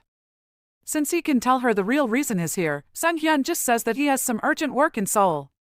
Yura raises an eyebrow at this, wondering aloud if this was another surprise visit coordinated with Sis, like the cafe incident. He assures her that Sis is in the dark this time. He hadn't said anything because he needs to head back to Busan right after his work in Seoul. Plus, he was just around the corner from the supermarket. Yura suggests they leave the supermarket as soon as possible to avoid drawing attention, but he dismisses her concern, pointing to his covered face. She counters that his presence alone is enough to stand out. As she scans the crowd nervously, he teases her about not seeming too thrilled to see him after such a long time. Before she can retort, he takes charge of her shopping cart, leaving her surprised at the heap of items she has to buy. As they navigate the aisles, he advises her to act natural. Standing out would invite unwanted attention. His excitement is palpable as he picks up a bag of bell peppers, mistakenly referring to them as paprika chilies. She corrects him, teasing him about his lack of knowledge, despite being a good cook. He chuckles, revealing that he usually has ingredients delivered to his home. This is actually his first time grocery shopping, and he seems as thrilled as a kid in a candy store. They continue their grocery run, their actions mirroring a newlywed couple. But when she turns to show him something, he's nowhere to be found. She spots him at a meat stand, chomping down on a sample with his face uncovered. Panic sets in as she notices a woman starting to recognize him. As she rushes to pull him away, the woman asks if he's an actor. Yura freezes, but Sun-hyun smiles and plays it off, saying he often gets mistaken for one. She quizzes him about whether he's better at acting or lying, to which he cheekily replies, both. As he walks away, she wonders how she'll ever keep up with him. Meanwhile, Jong-woo arrives at the drama producer's office. The producer is surprised to see him, expecting only his manager to pick up the script. She mentions an ongoing audition for the female lead role, throwing a wrench in Jong-woo's plans. He recovers quickly though, and requests to be part of the audition panel to get a feel for his potential co-star. The producer readily agrees, thanking him for his interest. Later, in the supermarket's underground parking lot, Sun-hyun lends a hand with loading the shopping bags into Sis's car. He checks with Yura to see if there's anything else she needs. She laughingly responds that her fridge is already bursting at the seams and playfully questions how he can afford all the groceries. He grins, holding up a small box of chocolate milk, reminding her that she picked it for him. She retorts that she could buy hundreds of those with the amount they spent, to which he replies he prefers the one she got him over hundreds of others. His words bring a warm smile to her face. Just then, Sis rolls up, greeting Sun-hyun and informing him that Gwang-soo is waiting. As he bids Yura goodbye, he encourages her not to be nervous about her audition. Watching him leave, she feels a surge of gratitude. His surprise visit has been the perfect boost before her audition. She's practiced the character to her satisfaction and is confident about pulling it off. A few hours later, Yura is summoned for her audition. She stands tall, feeling positive about her performance. She steps into the room, introducing herself and the role she's auditioning for with a confident smile. But her smile fades when she spots Jong-woo among the producers. One of the producers, noticing her reaction, asks if she's a fan of Jong-woo. He quickly jumps in, sharing that they've worked together recently and applauding her acting skills. His praises heighten the producer's expectations of Yura's performance. However, Yura is less than thrilled. The thought of Jong-woo evaluating her acting makes her queasy. Pushing aside her nerves, she begins her audition at the producer's cue. Meanwhile, Sis nervously waits outside the room, wondering why Yura is taking longer than expected. When Yura finally emerges, Sis probes her about the delay. Yura reveals she auditioned for 2 additional roles, though she doesn't seem confident about their reception. Sis teases that she looks like she bombed the audition. Yura complains about a certain disgusting piece of garbage being present at the audition. It takes Sis a moment to catch on, but when she does, she's outraged to learn that Yura is referring to Jong-woo. Yura adds that he seemed to be playing judge, and she suspects he's the lead character. This infuriates Sis even more. Suddenly, Yura's attention is drawn by Jong-woo's manager, whom she recognizes as Myung-ho, calling out to her. She turns around to face him. Myung-ho greets Yura and Sis with a warm smile, but it's clear that Sis isn't thrilled to see him. He quickly apologizes about Jong-woo's behavior, but Sis cuts him off, making it clear she's not interested in hearing any apologies on Jong-woo's behalf. Myung-ho then mentions that Jong-woo wants a word with Yura, a comment that sets Sis off. She gives Myung-ho a piece of her mind, but to her surprise, Yura calmly asks where Jong-woo is. Myung-ho points towards the underground parking lot. Yura assures Sis that she'll handle it, and if Jongwoo crosses a line, she won't hesitate to cut him off. With that, she heads towards the parking lot, leaving Sis and Myung-ho behind. Sis warns Myung-ho not to make excuses for Jongwoo. She vents her frustration, questioning why he didn't warn her about Jongwoo's true character earlier, even going so far as to call him the worst guy. Myung-ho admits he knew Jongwoo's nature but clarifies that it was the reason he never pursued Sis. He didn't want to risk their friendship over a relationship doomed from the start. He insists that Jongwoo seemed genuinely sincere around Yura, but Sis remains unconvinced. Meanwhile, Yura finds Jongwoo in his car. He admits he would have been disappointed if she hadn't shown up, expressing gratitude for her presence. Yura cuts to the chase, asking him why he called. Jongwoo reveals that she auditioned for the role of Min Jong, who has a crush on his character in the drama. He mentions that the producers seemed pretty impressed with her audition, suggesting she might want to tone down a bit before they start filming together. Yura questions if he called her because he's still not over her, which triggers Jongwoo. He snaps at her, warning her that his opinion could influence whether she gets the role or not. Yura isn't fazed, telling him she won't stoop to dirty tricks to secure a role, unlike him. This earns a laugh from Jongwoo, who tells her to get off her high horse and face reality. He berates her, calling her looks average and her talent mediocre and saying that without money, she's essentially useless in this industry.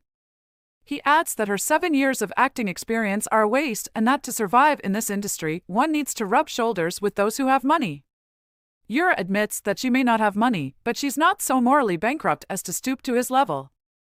She asserts that she'd rather die than live a life like his, calling him a lowlife. The insult echoes in Jongwoo's mind, stirring up memories of his troubled past. In a sudden fit of anger, he slaps her, stunning himself as much as her. She asks if he's satisfied now, thanking him for giving her the perfect reason to do what she does next. And then, in an unexpected move, slaps him back.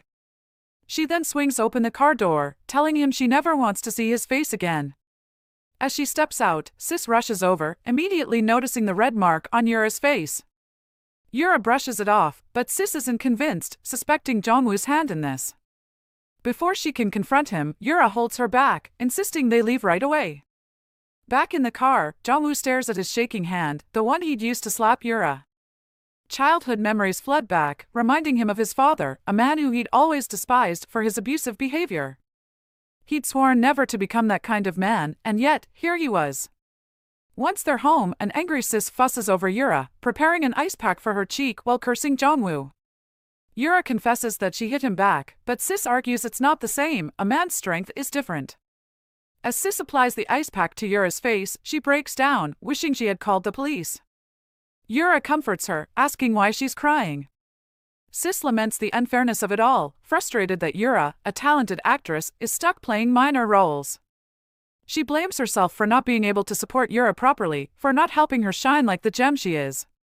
Yura reassures Sis that she's a major source of motivation for her. Sis then suggests they join a talent agency. Initially, Yura thinks Sis is just venting, but when Sis insists she's serious, Yura considers it.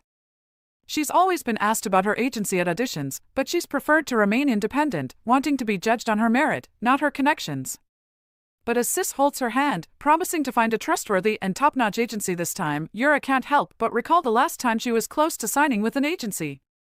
Sis assures her that this time will be different, they'll do it right. And with that, they decide to make it official. The next day, Yura and Sis are all dolled up and ready to sign on the dotted line of a shiny new agency contract. As they head out, Yura can't help but ask Sis if her cheek still looks swollen from yesterday's mishap. Sis assures her she looks as gorgeous as ever. As they drive, Yura probes Sis about a casting offer she mentioned earlier. When Sis confirms it's legit, Yura bombards her with questions. Clearly, she has trust issues when it comes to the glitzy world of showbiz. They pull up to MNK Entertainment, a place that screams big league. Yura's eyes wander, taking in the swanky surroundings. She admits to Sis that she's never heard of such a top-tier agency before. When Sis reveals it's a new venture, Yura can't help but question its credibility. Sis swears by their trustworthiness, which only piques Yura's curiosity about who the representative is. Once inside, they head to an office. A familiar voice beckons them inside, leaving Yura feeling a little déjà vu. As they step in, her jaw drops. It's Sun Hyun, the representative. the K in MNK, as in Kang Sun-hyun. Just as she's processing this, Gwang-soo pops out of nowhere, scaring the living daylights out of her. Turns out he's the Moon Gwang-soo. Yura barely recognized him, what with his snazzy new look and all. While the trio dives into contract details, Yura's mind races. She remembers Sun-hyun's recent free agency stint and can't believe she's the last to know about his big move. She blows up, demanding why they kept her in the dark about owning an entertainment company. After taking a few deep breaths, she turns to Sis, feeling betrayed. Sis swears she just found out herself. Sun-hyun chimes in, saying he kept it hush-hush to avoid stirring up drama with his former agency. He then hands her the contract, inviting her to take a look. As Yura scans the document, Jongwoo's words about making deals with moneyed people echo in her mind. She knows there's a world of difference between his underhanded tactics and signing a legit contract, but she can't shake off the hesitation. She confronts Sun-hyun, questioning if she's getting this opportunity because they're dating. He flat out denies it, saying he's offering her the contract because she's a talent worth investing in. Yura confesses that she's worried about him getting hurt by helping her, which catches everyone off guard. Sun-hyun reassures her, guessing that she believes he's doing this because they're together. With a subtle nod from Gwang-soo, Sis takes the cue to vacate the room, granting Yura and Sun-hyun some much-needed privacy. The moment the door closes behind them, a heavy silence descends, punctuated only by the occasional shuffling of papers. Finally, Sun-hyun breaks the quiet, gently assuring Yura that he saw her potential as an actress before any romantic feelings surfaced. He reminds her that he recognized her talent before he even considered her as anything more than a promising newcomer. Yura counters with her worries about becoming too reliant on him, confessing that she feels overwhelmed by the opportunities presented to her, like working with Min-seon, solely because of his influence. Sun-hyun starts to interject, but thinks better of it, letting her voice her concerns. He then reassures her that MNK needs her, Hwang Yura the actress, just as much as he does as a boyfriend. He emphasizes that her joining the company would be a win-win situation, and losing someone as talented as her would certainly be a blow to the agency. But he doesn't pressure her, instead asking her to mull over her decision. On their drive back, Yura expresses her guilt to Sis about holding her future in her hands. Sis downplays the situation, admitting she was slightly taken aback when Yura questions Sun-hyun's motives. She optimistically claims she'll make a great manager one day and insists that Yura has nothing to apologize for. She reassures Yura that if things don't work out at MNK, they can always go back to their old ways. Sis drops Yura off at a park at her request, leaving her to ponder her options. Alone in the tranquil park, Yura wrestles with her thoughts. Opportunities like this are rare, and she knows it. She contemplates over her fears of letting Sis down and acknowledges that Sun-hyun is not one to let personal feelings cloud his professional judgment. Mid-thought, she receives a text from Sis with a link to the music video she filmed with Min-seon. She hits play, her heart pounding as she watches herself in the video. The melody she found catchy on set now sounds even more enchanting. She scrolls through the comments, pleasantly surprised by the positive feedback on her acting skills. One comment, in particular, brings tears to her eyes. Meanwhile, Sun-hyun watches the same video in his office, a proud smile playing on his lips. He makes a silent promise to himself, he'll make sure everyone sees Yura for the star that she is. The next day, Yura and Sis head back to MNK where Yura officially signs a 5-year contract. This marks a significant milestone for her. It's the first time in her 7-year acting career that she's inked an exclusive deal with an agency. She sees it as a new beginning, a chance to really make her mark. Sure, her boyfriend is part of the agency, but she's determined to stand on her own 2 feet. Soon after, Sis says her goodbyes. She's off for a mini vacation in her hometown. She considers it her last break before Yura becomes a big star and her managerial duties kick into high gear. In the days following her signing, Yura quickly realizes the clout that comes with a top-tier agency. Suddenly, her acting profile that used to languish in the shadows is thrust into the spotlight. Curiosity about the new actress sets the internet abuzz. She revels in the sudden attention, prepping herself for the journey ahead. No more worrying about renting practice rooms or paying for lessons, MNK has it all covered. She walks into MNK one morning, coffee in hand for the receptionist. As she heads into the practice room, a guy stops her, asking if she's the girl from the music video. It's Lee Kang, an actor who skyrocketed to fame just 2 years after his debut. He's a heartthrob, especially among older women. Yura wonders what he's doing there. He introduces himself, calling her senior, which takes Yura by surprise. Despite being in the industry for 7 years, she's not used to being referred to as a senior. She tells him she knows who he is, which makes him smile. He admits that he became a fan after watching her music video and had read about her joining MNK. He never imagined they'd meet like this. As he's called away, he bows and rushes off.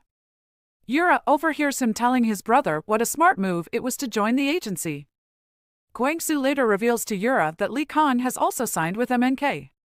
She's surprised but pleased. After all, he treated her like a superstar. She must be one, Gwang-soo teases.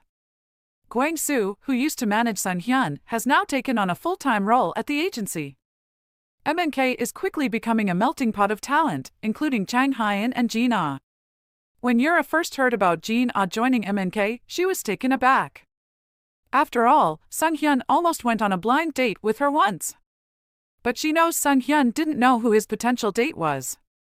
As they chat, Gwang-soo asks Yura if she's free later. When she says yes, he suggests she crash Sun Hyun's fan meeting. After all, he'll be heading back to Busan right after. Gwang-soo suggests they borrow Chang Hyun's wheels since he's off duty, promising to loop in the manager who's in the know about her and Sun Hyun. As he dials, he casually mentions that it's a special day and she might want to bring a gift for Sun Hyun. Yura's left puzzled, wondering what the special occasion could be. She assumes it must be related to the fan meeting. After all, it's been ages since Sun Hyun had one on home turf. Fast forward a bit, and Yura's being chauffeured by manager Lee to the venue of Sun Hyun's fan meet. Apologizing for taking up his time, Lee brushes it off, claiming he was headed to the broadcasting station anyway. Once they arrive, Yura is blown away by the throng of fans eagerly waiting outside. What really catches her eye though are the posters plastered all around with a happy birthday message for Sun Hyun. Surprised, she asks Lee about it, who confirms it indeed is Sun Hyun's birthday. No wonder Gwang-soo called it a special day. She felt a twinge of guilt. She'd spoken to Sun Hyun that very morning, and he hadn't mentioned a thing about his birthday. Yura quickly asks manager Lee about nearby shopping centers to grab a last-minute gift. He laughs, pointing out that Sun Hyun practically has everything under the sun. He then hands over a bag from Gwang-soo, filled with a coat and some disguise gear. With her staff jacket, cap, and mask, Yura slips into the bustling building unnoticed. She marvels at the laser-focused staff, confident they're too engrossed in their work to pay her any mind. All she needs now is the manager Lee said would guide her. Suddenly, someone calls her name from behind, making her jump. After exchanging greetings, he escorts her to Sun Hyun's dressing room, urging her to make it quick. As she approaches the room, she looks around nervously, ensuring no one spots her. Just as she's about to enter, a girl exits the room, telling Sun Hyun she's heading to the restroom. The girl leaves without noticing Yura, who steps into the empty room, heart pounding. Yura wonders where Sun Hyun could be when she hears some noises from the fitting room. As she contemplates her next move, she hears a knock on the door. Cody, the girl from earlier, walks in, calling out for Sun Hyun, asking if he's done changing. Inside the fitting room, a startled Sun Hyun is silenced by Yura covering his mouth. He doesn't recognize her at first due to her mask, but as she removes it, his eyes widen in surprise. Cody's voice echoes through the room, calling for Sun Hyun. When he doesn't respond, she assumes he might be in the bathroom and starts heading that way. But the scuffling sounds from the fitting room make her pause.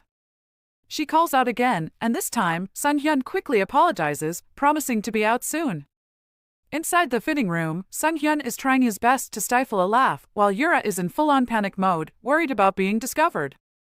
Sun Hyun whispers, asking her what has gotten her so flustered. Instead of answering, Yura swiftly types something on her phone and shows it to him. It reads, "I came to surprise you, but you surprised me first. Why didn't you tell me it's your birthday?" Reading this, Sun Hyun chuckles softly, typing back that it's amusing she's the only one who didn't know about her boyfriend's birthday. He then types another message, asking if she's mad at him and confessing that this situation makes the relationship feel even more real to him. Yura rolls her eyes at this, finding his amusement annoying. As she starts to respond, she spots his bare chest and quickly turns away, blushing. She whispers an apology and tells him to get dressed, but instead, he wraps his arms around her. She protests, warning him they might get caught, but he just leans in closer, aiming for a kiss. Just as their lips are about to meet, Cody's voice interrupts them again, urging Sun Hyun to hurry up. He quickly gets dressed, assuring her he'll be right out, leaving Yura flushed and flustered. Once he's dressed, he tells Yura to stay hidden until he leaves.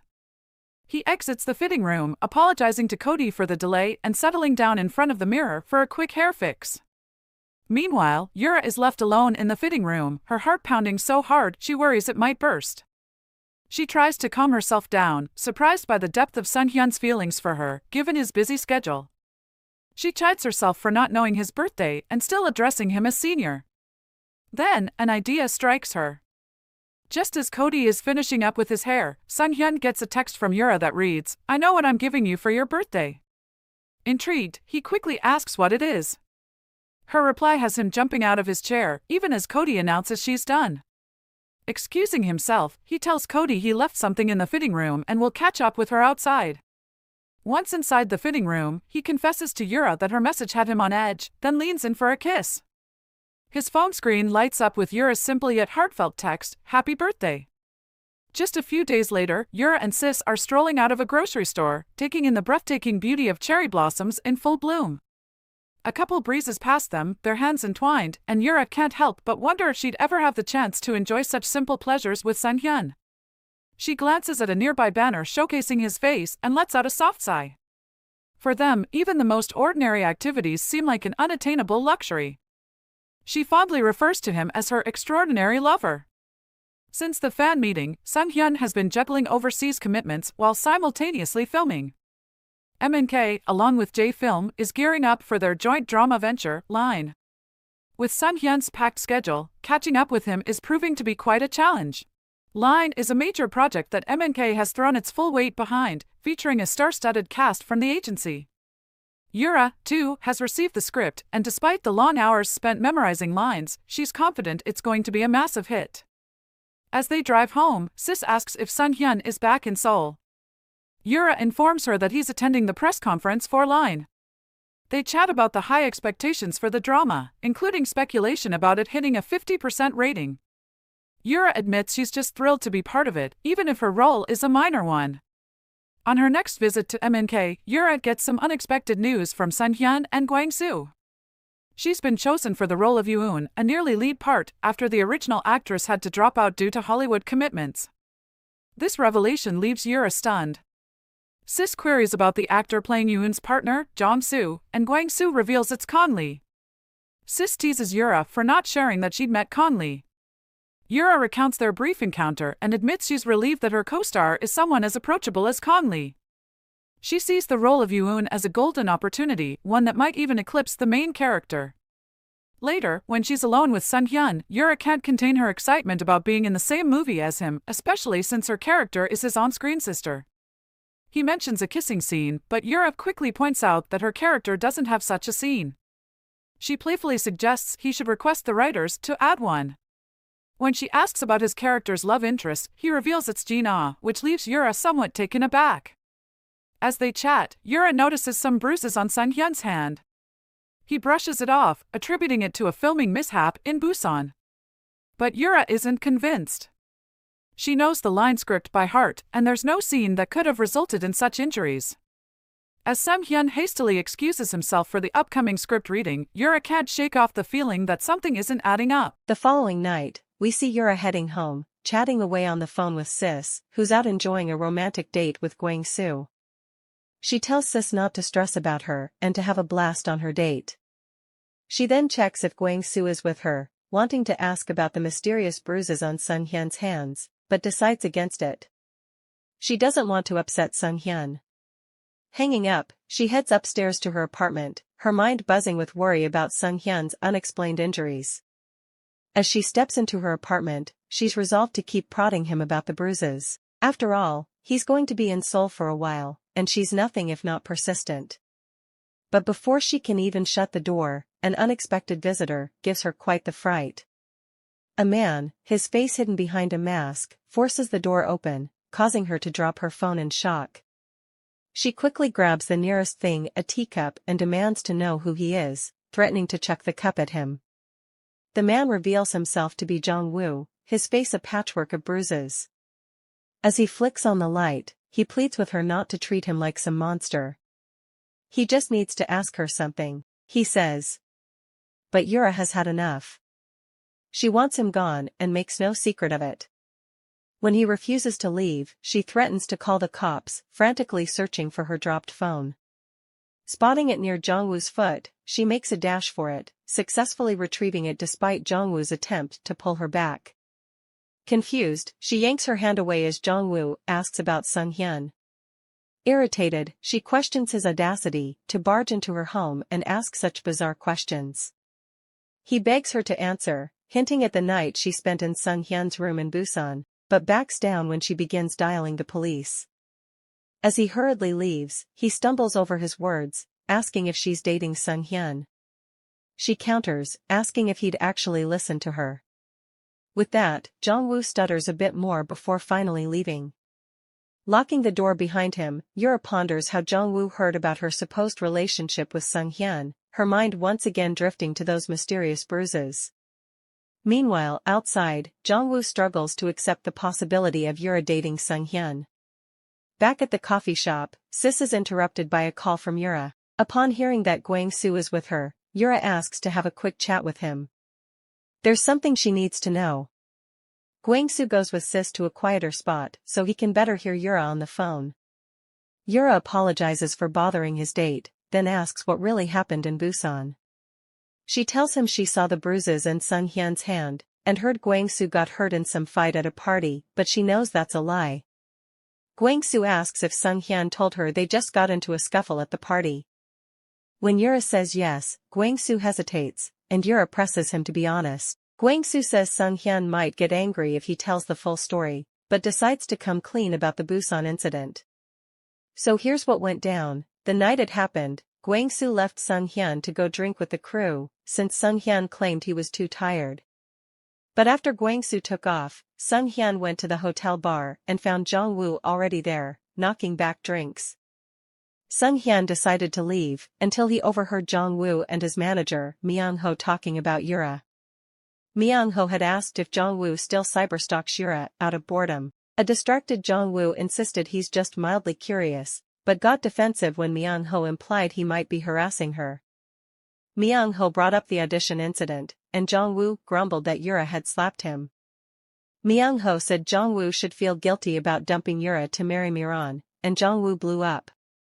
He went off on a rant about Yura, how she supposedly slept her way into MNK, even accusing her of being indecent for staying in Sung-hyun's room. That's when Sung-hyun saw red. He grabbed Jong-woo's shirt, surprising him and Myung-ho. Sung-hyun dared Jong-woo to repeat what he just said. Before Jong-woo could react, Sung-hyun decked him, sent him crashing to the floor. Jong-woo shrieked at Sung-hyun, asking if he was insane. But Sung-hyun just wailed on him while Myung-ho futilely tried to intervene. Just then Gwang-soo, who'd forgotten his phone, walked in, stunned to see Sung-hyun whipping Jong-woo's ass. Afterwards, Sung-hyun and Gwang-soo met with Young-han. Sung-hyun threatened to walk if Young-han didn't handle it his way. Young-han looked shocked at the smashed table and Sung-hyun's rage, but then he just started laughing. He asked what got Sung-hyun so fired up. Sung-hyun apologized for losing it, but Young-han brushed it off. They strategized how to deal with Jong-woo lawsuits seemed unlikely, given his father-in-law's political ties. Gwang-soo then promised not tell Yura or Sis what went down. Sung-hyun remembered Yura crying at the wedding and on set and had assumed it was over that asshat Jong-woo. In the next scene, Sung-hyun's doorbell rings while he's reading a script. He wonders who's dropping by so late. To his surprise, it's his girlfriend Yura. Before he can ask why she's there, she hugs him tight. She says she has a confession: she was at Jong-woo's wedding. After the bad breakup, she struggled to keep it together with Jong-woo around. Yura apologizes for not being totally honest, and thanks Sung-hyun for letting her open up, even though he knew already. Sung-hyun realizes Gwang-soo must have spilled about the Jong-woo beatdown. He jokes about duct taping Gwang-soo's mouth, while gently wiping Yura's tears. Eyes closed, Yura grasps his hand saying she can't believe how much he loves her more than she could ever repay. Grinning, Sung-hyun retorts he can't believe she's such a naive softie. Yura says she wishes he'd get mad if she ever screwed up behind his back. Sung-hyun promises next time he'll lose his cool. Sung-hyun starts leading her inside, but Yura resists. It's late, she should head home. Sung-hyun points out he's had some drinks, so no driving for him tonight. She should just crash there. Blushing, Yura agrees. Sung-hyun totally knows what she's thinking and calls her out for her dirty mind. A flustered Yura denies it, but he keeps teasing until she threatens to bail. Laughing, he asks her to stay and run lines instead, which she does. Later, Yura conks out on the couch. Gazing at her, Sung-hyun scoops her up and tucks her into bed, recalling her words about his love. He steals a kiss on her head before leaving the room. A week later, Sung-hyun starts filming a drama with actress Jin-ah. Meanwhile, Yura looks on, eager to see more of Sung-hyun on set, but so far, no luck. He shoots separately with the team, while she's stuck with the B squad and co-star Kong Lee. One hot day during filming, Yura admires her winter wardrobe and complains about the heat. Makeup artist Mina fans her so the sweat doesn't ruin the look. Yura thanks her for going the extra mile. Blushing, Mina says Yura's so gorgeous, she loves working with her. Yura hugs Mina, calling her a cutie. Just then Kong Lee knocks and enters. He gripes about the heat too. But soon a crew member alerts them it's showtime.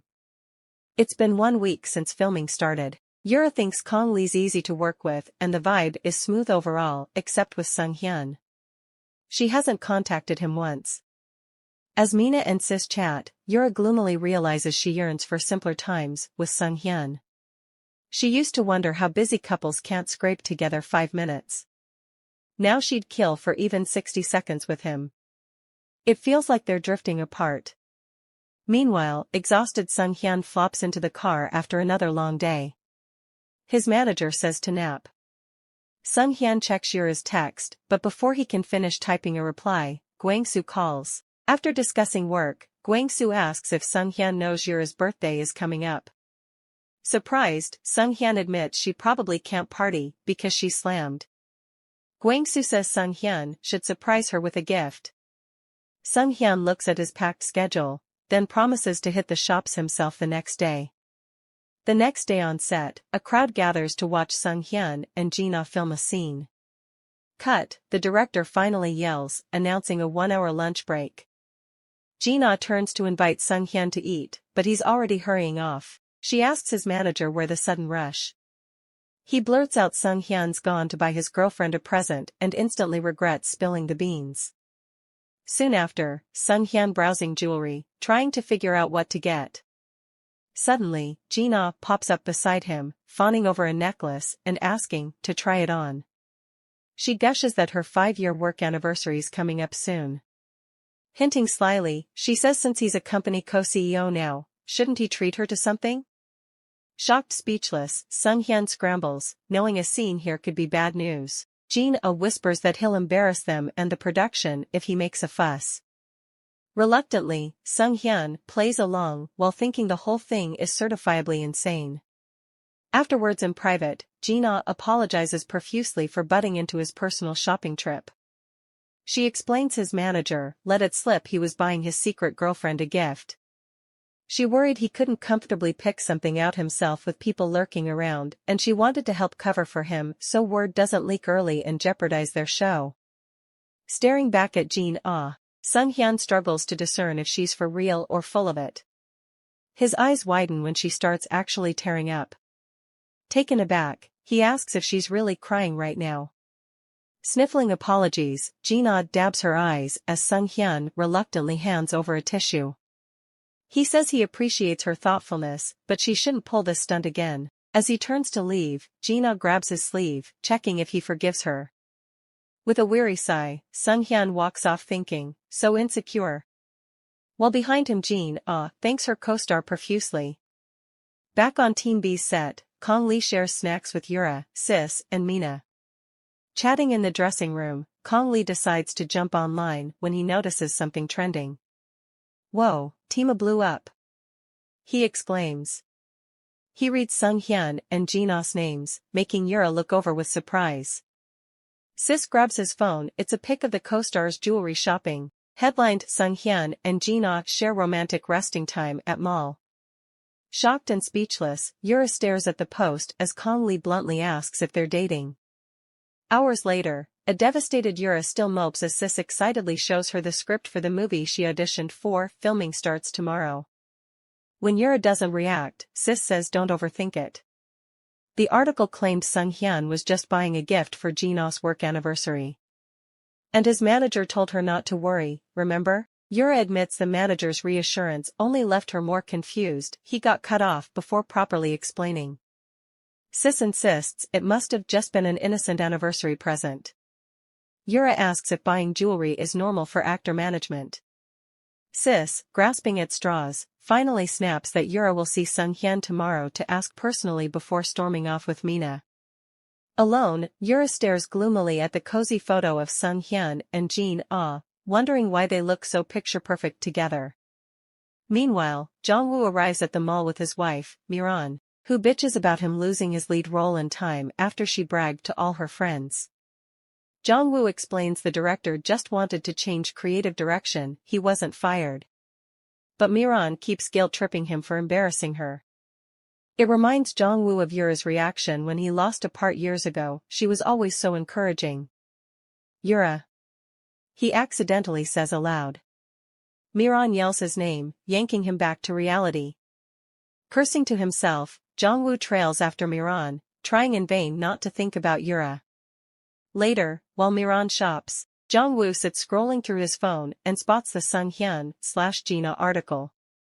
He wonders if Sung Hyun wasn't actually dating Yura, maybe something was going on with him and Jin-ah instead? Which could mean he broke up with Yura. It would make sense, no way was Sung Hyun seriously committed to Yura, Jong-woo concludes bitterly. The next day on set, a distracted Yura piles a crazy amount of food at the buffet table prepared by Sung Hyun's fans. Sis asks how she plans to eat all that. Yura looks down, not even remembering grabbing it. She sighs. She's too upset and jittery. Sis asks if it's still because of the article. She reminds Yura that Sung Hyun texted last night that it was all a misunderstanding. Sis questions if Yura can act professionally like this. Yura had looked forward to filming with Sung Hyun but not feeling so crappy. Just then, Jin-ah breezes over with her food. Yura forces a smile at her co-star, wondering why she's suddenly all chummy and calling Sung Hyun over to join them when there are open seats everywhere. Sung Hyun smiles warmly at Yura and asks when she got there. Eyes down, she mutters that she just arrived. He says she'll get sick wolfing food and asks what the rush is. Yura just says she's hungry and keeps eating fast. Jin-ah chimes in, saying she doesn't want Yura getting sick and affecting the shoot. Yura tells herself Jin-ah's innocent here, don't hate her. But then Jin-ah starts calling Sung Hyun Appa and chatting him up. Squirming, Yura desperately wants to flee. Kong Lee arrives and greets them, then says he'll give them privacy and starts leaving. Yura quickly stands too, saying they're all Team A. She feels out of place. As Yura and Kong Lee walk off together, Sung Hyun watches, not looking thrilled at all. Kong Lee thanks Yura for sitting with him. No open seats with the Team B crew either, but Yura feels bad, like she's using him to escape. In her head, she apologizes. Kong Lee leaves to grab drinks. Yura gets a message, no need to check who it's from. But curiosity prevails and she looks. It's Sung Hyun asking why she's at another table. He wants her to come back and sit with him. To Yura, his words sound bossy and controlling. She texts back that Kong Lee would have been confused if she ditched him alone, plus Sung Hyun has Jin-ah there anyway. Sung Hyun replies it's been 10 days since they've seen each other, yet she won't even glance his way or stay put. However, Yura texts it's best they both just eat lunch. Sung Hyun asks point blank if she's pissed at him. Yura fires back about how Kong Lee would feel if she fled back to Sung Hyun now. Kong Lee returns with the drinks and notices Yura aggressively punching her phone screen. He asks if something's wrong. She lies, her stomach is bad, and she's hitting the bathroom. Storming down the hall, Yura suddenly hears Sung Hyun bellow her name, drawing looks. She plasters on a smile and turns around. Sung Hyun suggests they go practice lines in the waiting room since they'll film together later. Inside, Sung Hyun asks what her deal is. Yura plays dumb about the seat swap. Sung Hyun questions if she and Kong Lee are so close that she had to switch up on him. She retorts by asking why she can't get near other guys when Sung Hyun gifted jewelry to Ji-na. Sung Hyun falls silent, staring. Finally he states he told her that misunderstanding was nothing. Yura argues he just said don't misunderstand, without explaining crap. Sung Hyun asks if she doubts him and Ji-na. Yura counters that she didn't imagine him giving an expensive gift to a woman he's known barely a month.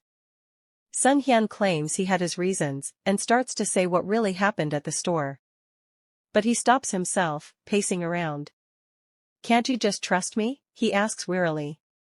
Yura protests she didn't say she doesn't trust him, but can't he help her understand? Sung Hyun decides not to spill the birthday surprise and hopes this limbo won't last till then. He starts to say more when Yura's phone rings. It's Kong Lee. Sung Hyun watches, dismayed she's already swapped numbers with him. Yura stands, saying she told Kong Lee she was using the bathroom, she needs to get back. Sung Hyun states they aren't finished, but she heads for the door anyway, saying goodbye. He grabs her shoulder to stop her. She's crying and pleads for no more fights, that's why she's been avoiding him. After she leaves, Sung Hyun sits alone thinking about their mess of a relationship. He finds Yura's script on a chair and picks it up. In the elevator, Yura examines her red eyes in the mirror, hoping Kong Lee won't notice. A text comes from Sis. She lied and told Kong Lee that Yura's been talking to Sung Hyun a long time and isn't feeling great. Exiting the elevator, Yura thinks it's not that she doesn't trust Sung Hyun. And she knows he's not the chatty type, but she has reasons to feel extra sensitive, which he's aware of yet stayed silent. Crying again, she heads for her dressing room as someone knocks at her door. Expecting Sung Hyun, she finds Kong Lee there instead, asking how she is. Yura fibs she was about to get more food, but her stomach's still bothering her. Kong Lee says he can tell she was crying. If she's that sick, she ought to go to the hospital. Yura claims it's just indigestion. Kong Lee offers to massage her shoulders. She tries to refuse but gives in, letting him work. Meanwhile, outside, Sung Hyun overhears them and looks crushed. Sis and Mina exit the elevator, chatting about the buffet. Seeing Sung Hyun there, Sis asks if he's done talking to Yura. Looking gloomy, he hands Yura's script to Sis without a word and gets on the elevator. Mina notes the tense atmosphere as Sis nods in agreement. Alone in the elevator, Sung Hyun tells himself this all has to be some kind of misunderstanding. Later on, Sung Hyun is primping himself up for a scene with Yura. On the other side of the room, Yura watches him while studying her script. She can't help but think he looks perfect. Just then, Kong saunters over to Yura in casual attire, having wrapped up his day's work. He checks in on her, asking if she's feeling better. When she affirms, he smugly praises his own massage skills. Kong asks if she's ready for their next meet-up and she nods, but he's not in a rush to leave just yet. He's confident that the upcoming scene will wrap up quickly because both Yura and Sung Hyun are pros, but if it drags on, he'll have to scoot. Kong notices Yura's forehead glistening with sweat and reaches out to dab it away with his handkerchief, but she stops him, assuring him she'll handle it during makeup. Suddenly, they're startled by a loud bang, Sung Hyun's hand slamming onto a table. Kong remarks about Sung Hyun's sour mood, wondering aloud if it's related to some recent news article. Shortly after, the director runs through the scene's instructions with Yura and Sung Hyun. They need to walk arm in arm for the shot. Yura, a little nervous, links arms with Sung Hyun, who teases her about looking like a bride walking down the aisle. She playfully pulls him closer. Action! The director calls, and they slip into their roles. Yura had feared their argument might affect their performance, but Sung Hyun nails his part, inspiring her to deliver her best. Despite her frustration with him, she can't deny his talent. Cut. The director praises their work and calls for a break, but Sung Hyun requests a reshoot, feeling something was off. The director sees no issue but agrees to another take, leaving Yura puzzled about what Sung Hyun might have picked up on. With each new take, Sung Hyun insists on redoing it, causing whispers among the crew. Kang's manager finally nudges him to leave. As Kang exits, Sung Hyun tells the director they can break now, the scene is fine. Yura can't help but wonder if Sung Hyun's repeated takes were because of Kang's presence. Once they're alone, Yura confronts Sung Hyun, accusing him of purposely dragging out the scene because Kang was waiting for her. Sung Hyun plays innocent, which irks her. She accuses him of overreacting, and he counters with asking if their actions were that different. She insists they were because his were far more irrational. He points out that she's starting a fight when she said she didn't want to. Yura admits she had plans with Kang but assures Sung Hyun she wasn't going anywhere with him. She accuses him of not trusting her to the point of delaying filming. He replies that he trusts her but dislikes Kang. When she asks if Kang did anything wrong, he simply says he doesn't like Kang. Frustrated, Yura chides Sung Hyun for using Kang as a scapegoat for his anger at her. Sung Hyun retorts that Kang isn't some innocent toddler. Yura labels him as obnoxious and brings up Jin-ah and the necklace he bought her. Sung Hyun leans closer, advising her not to provoke him if she doesn't want to be embarrassed in the future. Before Yura can even get a word in, Jin-ah waltzes in. She's been on the hunt for Sung Hyun and seems relieved to find him. Yura and Sung Hyun quickly mask their tense atmosphere, pretending to rehearse their lines. Jin-ah doesn't seem to suspect anything amiss. Instead, she hands over a jewelry box to Sung Hyun, explaining that she can't accept the necklace. Yura watches the exchange, her confusion growing. Sung Hyun brushes off Jin-ah's concerns, reminding her that the necklace is a company matter and she should just accept it. Jin-ah suggests saying the necklace is from Gwang-soo to avoid any misunderstandings with Sung Hyun's girlfriend. Sung Hyun retorts that his girlfriend trusts him and wouldn't misunderstand, which irks Yura. Before Yura can voice her annoyance, someone calls for Sung Hyun. The director needs him. He leaves abruptly without giving Yura any explanation, leaving her stewing in frustration. Jin-ah picks up on Yura's discomfort and checks in on her. She asks Yura if she's feeling okay and if she thought Sung Hyun and Jin-ah were an item because of that article. Yura quickly denies it. Jin-ah breathes a sigh of relief, admitting that the comments on the article raving about her and Sung Hyun looking like a perfect couple had worried her. She didn't want Sung Hyun's girlfriend getting the wrong idea. Yura probes for more info, and Jin-ah spills the beans. She had tagged along with Sung Hyun when he went gift shopping for his girlfriend to prevent any rumors. This revelation stuns Yura.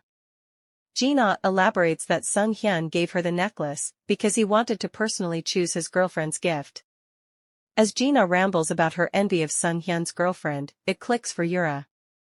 Sung Hyun was buying a birthday gift for her. She recalls their earlier chat in the waiting room and realizes he was just trying to surprise her. The realization fills her with guilt. Hours later, after wrapping up filming, Yura is at a bar with Sis and Gwang-soo. Sis tries to persuade Yura to pick up Sung Hyun's incessant calls, but Yura refuses. She doesn't know what to say to him. She accuses Sis and Gwang-soo of keeping her in the dark about the truth. Gwang-soo admits he was taken aback when Sung Hyun asked him to present the necklace to Jin-ah as a company gift, which caused quite a stir among reporters and blew their budget. Sis comforts Gwang-soo and reminds him that Jin-ah's decision to buy the necklace was for promoting the drama. She advises Yura to talk things out with Sung Hyun now that the misunderstanding has been cleared up. Avoiding him wouldn't solve anything. Yura, feeling regretful and embarrassed, chooses to drown her sorrows instead. They cheer and down their drinks. Later, a tipsy Yura rants about her fight with Sung Hyun, thinking she's talking to Sis. Instead, she's actually venting to Sung Hyun, who has quietly taken Sis and Gwang-soo's place. She stops mid-rant when she realizes her mistake and blurts out how drunk she must be to mistake him for Sis. Sung Hyun assures her she's not dreaming and commends her bravery for summoning him to the bar. Yura, in a hushed but urgent tone, calls out Sung Hyun for showing up at the bar without even trying to disguise himself with a hat. Sung Hyun asks her if she thinks a hat would pair well with his suit. She keeps scolding him, but he coolly retorts that it wouldn't be his fault if any scandal erupted. The word scandal echoes in her mind and she's about to say something when a waiter, recognizing Sung Hyun, interrupts them. Sung Hyun asks the waiter if the bar could accommodate 15 more people, to which the waiter confirms yes. Before Yura can question him about the 15 people remark, celebrities including Min Seong make their grand entrance, drawing all eyes to them and causing the waiter to nearly swoon. Sung Hyun turns to an astonished Yura and asks if she really thought he'd show up at a public place without precautions. Yura, still surprised, wonders aloud if his precaution was to bring along a crowd of celebrities. His affirmative answer leaves her speechless. She then chides him for not informing her about his plan. Without spending much time at the bar, Sung Hyun promptly drives Yura home after Min Seong's arrival. Yura questions if it's appropriate for the party host to leave so soon, but he tells her he came there to pick her up. He then confronts her about ignoring his calls. She fumbles a bit before confessing that she didn't know what to say. He encourages her to speak up. In the quiet moment at a traffic light, she asks why he didn't share his plan with her, leading her to make a fuss for nothing. Apologizing for her earlier anger, she feels like she's said all that needs to be said. He reminds her that she was the one who didn't listen and ended up going to Kongli. She offers him a handshake as a gesture of truce, blaming their misunderstanding on both of them. When he doesn't immediately respond, she starts to berate him but stops when he interlaces their fingers together, apologizing for the confusion. They share a moment of silent laughter, breaking the tension. Once they reach her place, she thanks him for the ride and invites him in for coffee, catching him off guard. He leans on the steering wheel, questioning if she knows what usually runs through a guy's mind when a girl invites him into her home. At first, she doesn't understand his implication, but once she does, she blushes and starts to clarify her innocent intent. But Sung Hyun isn't listening. He steps out of the car, opens her door, and suggests they head inside. Earlier, Jongwoo was parked in an alley near Yura's place, smoking and wondering why she wasn't home yet. He chuckles, thinking she's probably out drunk somewhere now that things with Sung Hyun are done. Just then, a flashy car rolls up. Curious, Jongwoo peeks to see none other than Sung Hyun stepping out. Shocked, Jongwoo wonders if they didn't break up after all. Or maybe Sung Hyun's here to say his last goodbyes. But no way would Yura date someone cozying up to another woman, Jongwoo reasons.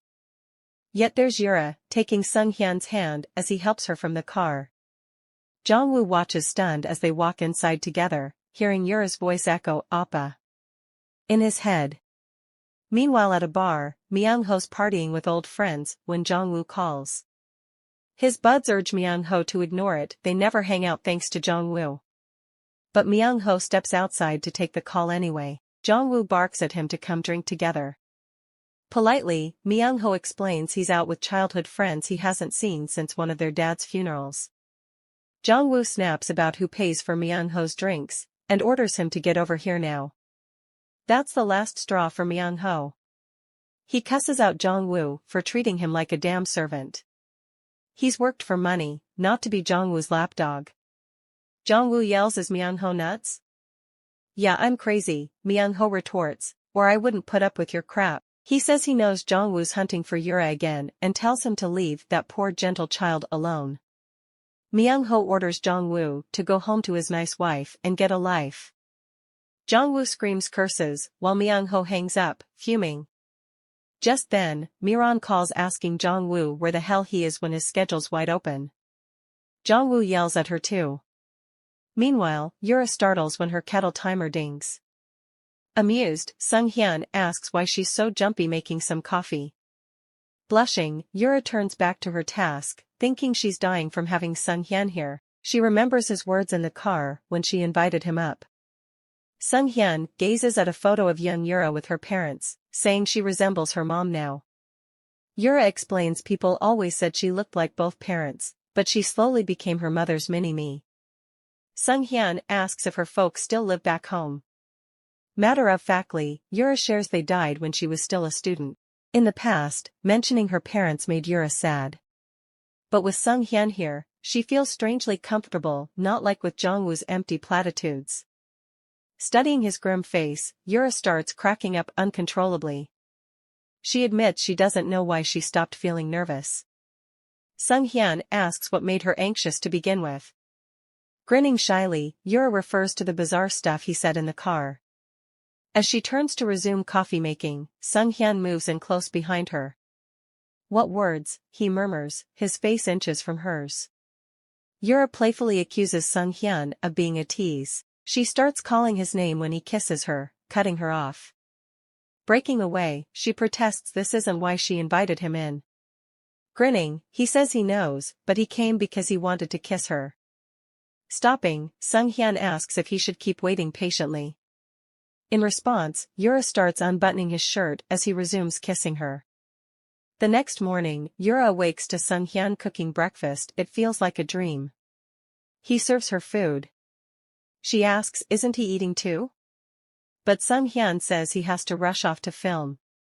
A little bummed, Yura marvels that he managed to stay this long. Noticing an envelope on her tray, Sung Hyun explains it's a birthday gift. Yura opens it to find a plane ticket to Bangkok. Sung Hyun suggests they get away, just the two of them. Days later overseas, Yura's on a boat, returning a handkerchief to an elderly couple. Standing on deck, she reflects that just days ago, she couldn't fathom floating down a Bangkok canal. When Sung Hyun gave her the ticket, she'd asked if they were going together. He said yes, but they'd fly separately. He had a shoot there and she'd come find him after. He promised he'd be waiting for her arrival in a foreign land where no one knows their names. On the beach now, Yura spots Sung Hyun building sandcastles with a little girl. He leaves the kid to walk over smiling. Yura asks, thrilled to see him, if she can try something brand new. Grinning, Sung Hyun opens his arms wide and says try whatever she wants. Yura runs and gives him a huge hug. Laughing, he sweeps her up and spins her around as the little girl watches, crestfallen. Later watching the sunset, Yura asks if that girl was a fan.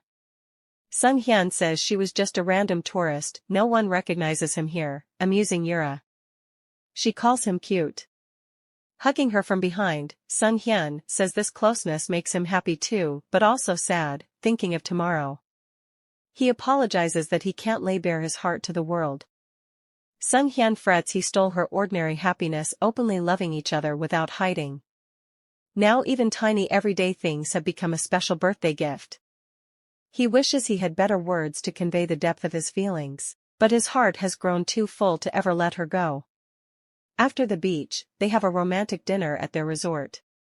Retiring to their balcony, Yura raves about the food and beautiful room. However did he swing it? Grinning, Sung Hyun credits the director hooking him up. Perched on the railing, he quickly pulls Yura down, warning it's dangerous, ignoring her protests. Carrying her inside, he scolds she should listen to him, calling her a bratty little girl. Yura asks if she can kiss him. Chuckling, Sung Hyun asks where she picked up these silly questions as she smothers him in kisses. He brings her to bed, wishing a happy birthday again. Yura thanks him, saying his gift is perfect. Kissing her all over, he stops when he notices her crying. Concerned, he asks if he should quit. But Yura explains their happy tears. Sung Hyun gently kisses her eyes, confessing he's even happier. They exchange smiles. I love you, Sung Hyun says softly. Shocked, Yura bursts out laughing. She has nothing to offer yet, wanting to cherish this moment and say it later. Sung Hyun pulls her close, promising not to let go all night. In her head, Yura thinks, I love you too, Sung Hyun. The next dawn, Yura wakes with Sung Hyun watching her sleep. He says to rest more since it's still early. When she asks why he's awake, Sung Hyun admits he was just gazing at her face. After chatting a bit, he suggests watching the sunrise outside. Strolling the beach hand in hand, Yura recalls their seaside time shoot, assuming she'd never again walk alongside Sung Hyun like this. She wonders if he knows how much greedier he's made her heart. Sung Hyun asks if she wants people to know about them. Unsure, Yura says she doesn't want recognition as merely his girlfriend, rather than as an actress in her own right. She also worries he could get hurt. They agree to keep things private a little longer, though Sung Hyun believes it'll happen soon, since she's now a star in her own right. Later at the airport, Sis greets Yura, saying they should chat in the car before she's spotted by fans. Nearby, Yura overhears some girls discussing a scandalous story trending about Jongwoo. His sweet image is supposedly all fake. Yura asks Sis what that's about. Sis teases her for being off the grid with Sung Hyun. In the car, she fills Yura in on an anonymous post exposing Jongwoo's true colors. Though the writer refers to him only as K, everyone knows it's Jongwoo since they mention his famous wife. Sis says the long confession is packed with damning details and evidence about Jongwoo's personality. The writer repeatedly includes subtle inside references. Online, commenters now blast Jongwoo's bad acting and question how much his wife pulls strings for him. Even his management company seems to back the whistleblower's claims, Sis notes. She guesses the writer could be Myung-ho, given how extensively he knows Jongwoo's dirt. Sis declares Jongwoo's career is cooked. Listening, Yura grows increasingly somber. She tells Sis she doesn't want to hear Jongwoo's name anymore. Sis agrees and laughs, calling Yura an angel. Privately, Yura thinks Jongwoo deserves sympathy. Just then Sung Hyun video calls, brightening Yura's mood. She asks if filming wrapped up. He says he's just on break. Chatting, Yura wonders if he's heard about the Jongwoo mess. Sung Hyun simply asks if she's eaten and says okay when she answers she had plain food. His warm smile makes Yura feel better.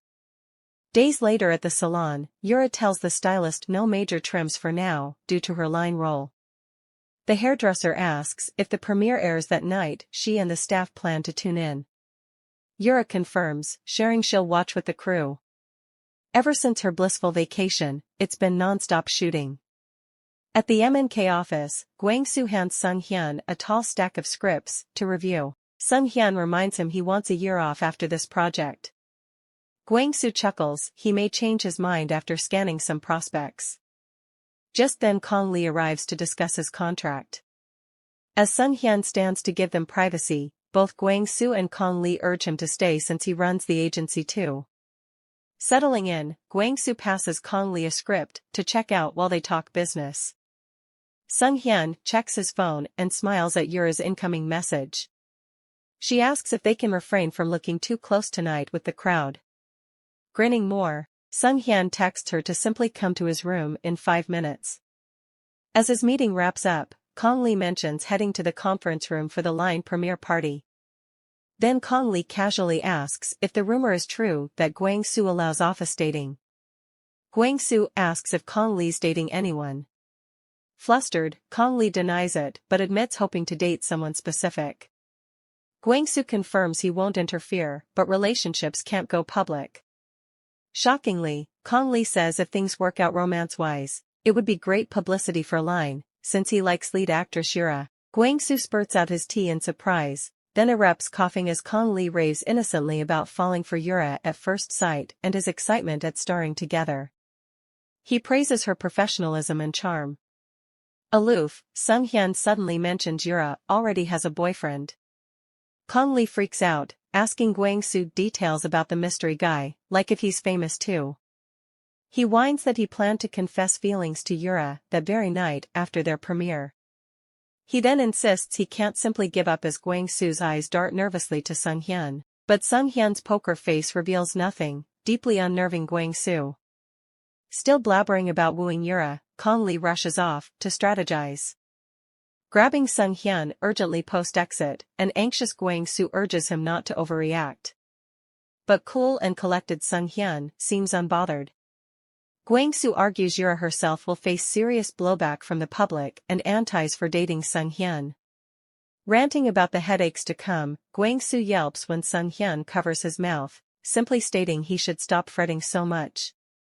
Gwang-soo reflects Sung Hyun's normally quite rational, but turns absurdly reckless regarding Yura, it's giving him ulcers. He concludes all his stars, like Sung Hyun, Jin Ah and now Kong Lee, are drama queens. Guangsu adds he really misses level-headed sis. Later on, Sung Hyun catches up with Yura and drops a bombshell. Kong Lee has been asking about her. Yura is taken aback, recalling how Kong Lee had confessed to being her fan when they first met. But Sung Hyun corrects her, saying Kong Lee's not just a fan, he's smitten. He fell for her at first sight. Yura stifles her shock as she pictures the scene, Kong Lee confessing his feelings for her in front of both Sung Hyun and Guangsu. She can't help but burst into laughter, imagining Sung Hyun's reaction. Teasing him, she asks if he isn't a teeny bit jealous that the heartthrob Kong Lee is smitten with his girlfriend. But Sung Hyun coolly dismisses the idea, claiming there's no room for jealousy when he's already got her heart. She playfully calls him cute, and chuckles even more when he refers to himself as Appa. After their light-hearted banter, they head over to the conference room to join the rest for the premiere of their drama series, Line. Upon arrival, Yura quickly apologizes for their tardiness, then settles down next to Kong Lee, while Sung Hyun chooses a spot beside Jin Ah, directly across from Yura. Just before the drama starts, Sung Hyun shoots Yura a wink, earning a smile in return. Then, she turns her full attention to the big screen, immersing herself in her debut drama. Fast forward a few hours, and Yura is riding high on a wave of excitement as Sung Hyun drives her home.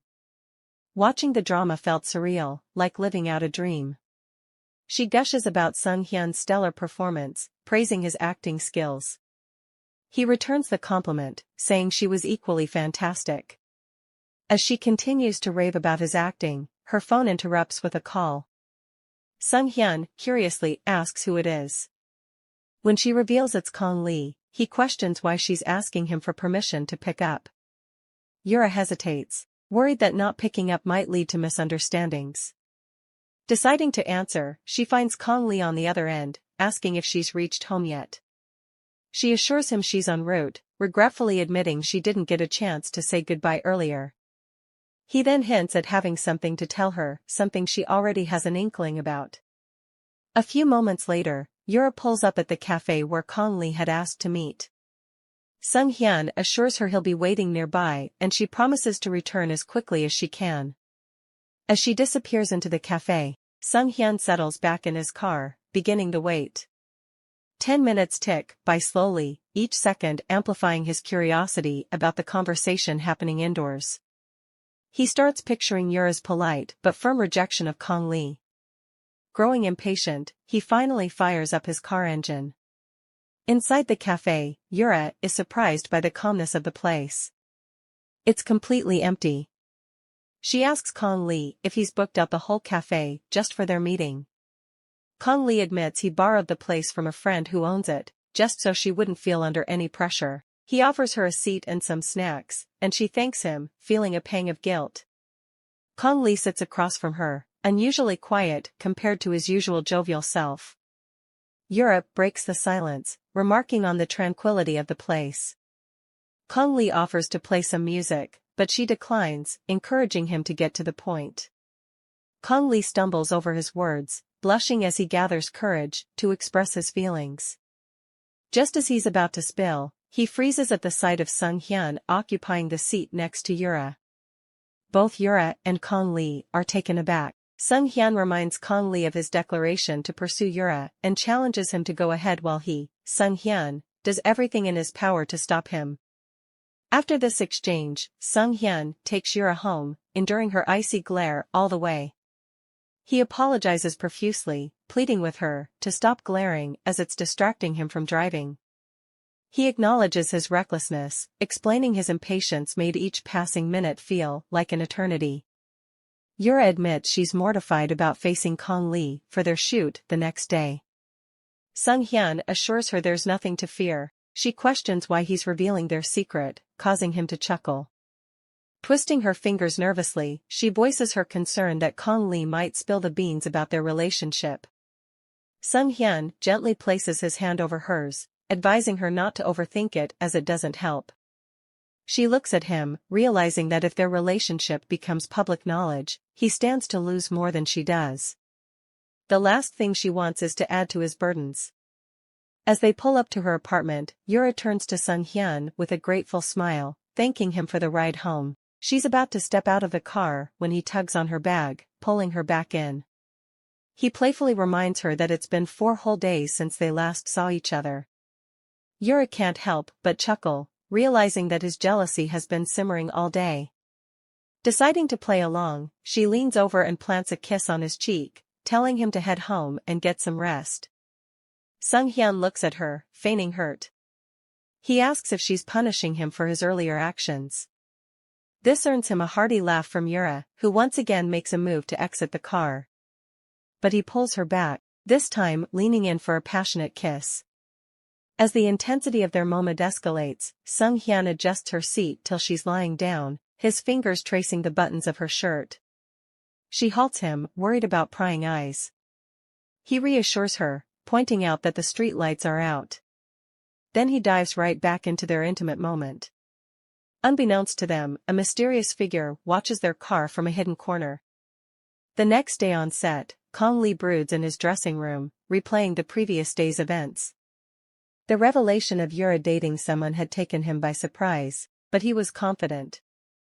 After all, he'd been popular since childhood and girls, including his seniors, had always been attracted to him. He thought he'd have no trouble winning Yura over, but he hadn't anticipated Sung-hyun as the goalkeeper. Sung-hyun, who could effortlessly defend his goal just by standing still. His reverie is interrupted by a knock on his door. It's Yura, asking if she can come in. He invites her in, though he's not quite ready to face her yet. They start off discussing the drama's first episode ratings, which hit an impressive 30.4. Then, Yura steers the conversation towards yesterday's incident. Kong Lee admits his surprise, and Yura starts explaining Sung-hyun's actions. She rambles a bit before assuring Kong Lee that Sung-hyun's actions were not out of spite. She even apologizes for defending him. Kong Lee realizes he's put Yura in an awkward position with his rush to confess his feelings. He assures her that he's okay, regretting the unnecessary complications his actions caused.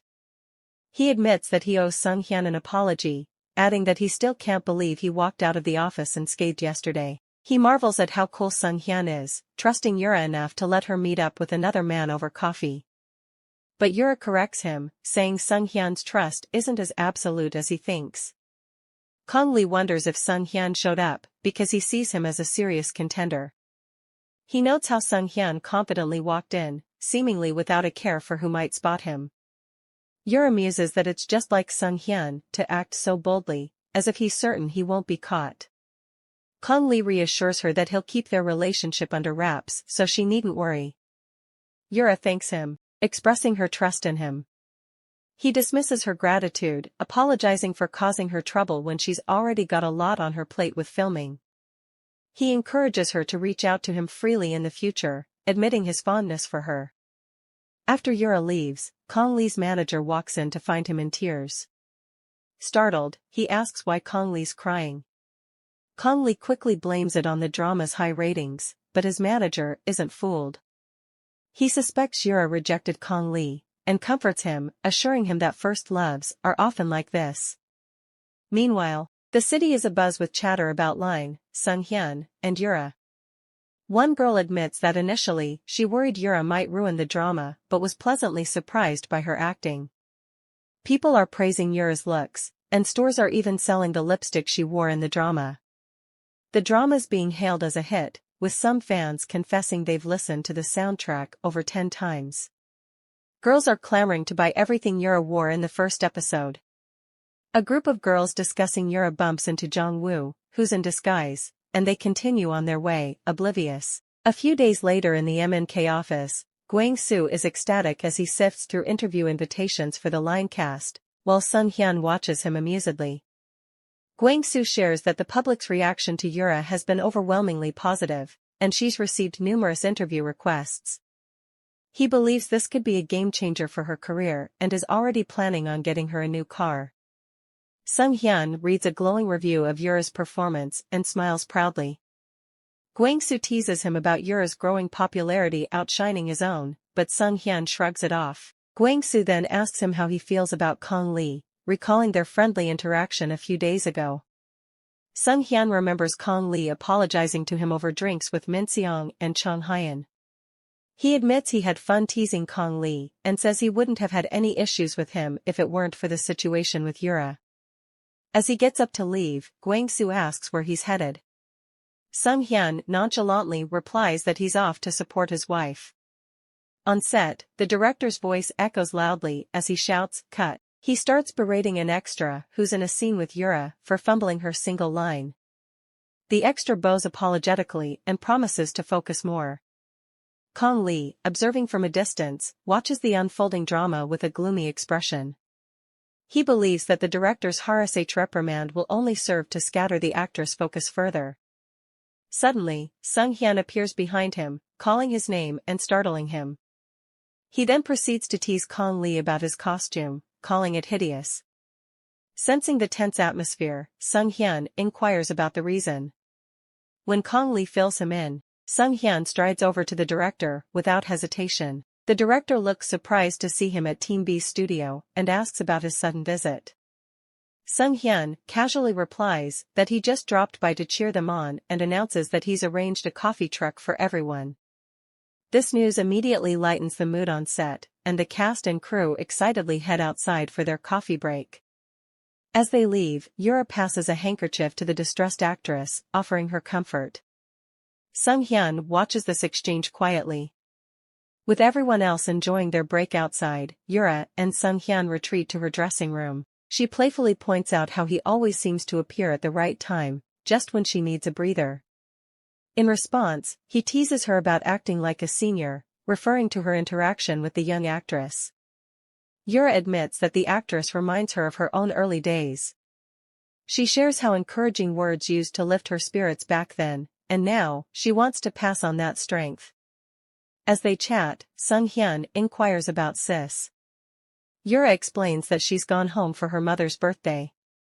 She then offers him some cookies she received from a fan. He hesitates, asking who gave her the treats. When Yura confirms it was a female student fan, not a boy, he happily accepts and watches as Yura starts munching on the cookies. When Yura asks if he isn't going to have any, Sung Hyun gestures for her to sit beside him. Initially, she refuses, fearing someone might barge in. He assures her that the door is locked, and she gives in, albeit reluctantly. As soon as she sits, he pulls her into a hug. She protests, but he insists, wanting to take a good look at her before leaving. They hear voices outside, causing Yura's heart to pound. She confesses her fear to Sung Hyun, who replies that his heart has been racing because of her for a long time now. Sung Hyun is usually open about his feelings, but lately, he's been even more expressive. Yura worries that at this rate, she won't be able to keep her emotions in check. Their conversation ends with a passionate kiss that leaves them sprawled on the couch, with him on top of her. She stops him, saying they can't continue in her dressing room. He argues that if he leaves now, they won't see each other for 3 days. She tries to distract him with cake, but he insists he's already having his fill, referring to their kisses. After a few more delicious kisses, he finally relents and they settle down for some cake. The following night, Yura dials up Sung Hyun from the set. He's off in Gangwon-do, working on his own film. With Sis gone for the day, he's worried about how she'll get home. She reassures him that Kong Lee has offered to drop her off, which isn't exactly music to his ears. But when she adds that Kong Lee's manager will be tagging along, he can't help but smile. His main concern, after all, is her safe return home. Knowing he has a brutal 5 a.m. call time the next day, she tells him to hit the hay. He insists on a call from her once she's home, brushing off her concerns about disturbing his sleep. Despite her suggestion of a simple text, he stands firm on hearing her voice. As they end their call, he cranks up his phone volume, completely ignoring her advice to keep it low for a peaceful night's sleep. Later, Kong Lee and his manager drop Yura off at her doorstep with well wishes for a good night. A tired Yura trudges up the stairs, torn between her promise to call Sung Hyun and not wanting to disturb his rest. She finally settles on a compromise: she'd call and hang up immediately. That way, she could honestly say she did call, even if he didn't pick up. But as she dials his number, she spots Jong-woo at the end of the stairs. Startled, she doesn't end the call, and Sung-hyun picks up. He calls out to her repeatedly when she doesn't respond, only to hear Jong-woo's voice in the background. Panic surges through him. Without wasting a moment, he dials up Gwang-soo, shaking him awake with the news of Jong-woo's presence at Yura's house. Gwang-soo, cursing Jong-woo's audacity, promises to rush over and urges Sung-hyun to stay put considering his early schedule the next day. But Sung-hyun is already on the road, speeding towards Seoul. Back at Yura's place, her phone lies shattered on the floor, a few feet away from where Jong-woo has her pinned against the wall. He blames her for his current state, now that she's gained popularity. She can smell the alcohol on his breath as she denies his accusations, threatening to scream if he doesn't leave. Unfazed, he tells her he's got nothing left to lose.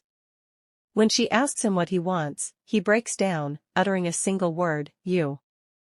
Through his tears, he asks her if she's been intimate with Sung-hyun. Jong-woo's voice intensifies, demanding an answer from Yura. When she offers none, he jumps to his own conclusions, assuming her silence as an admission of her relationship with Sung-hyun. Yura attempts to shut him down, cautioning him not to cross the line.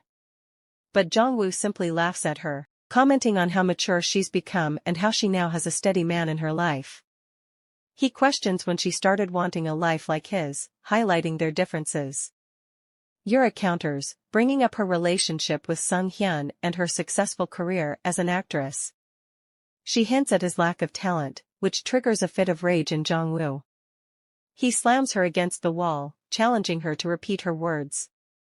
Yura fights back, demanding he let her go, but Jong-woo just scoffs, suggesting she call Sung-hyun for rescue.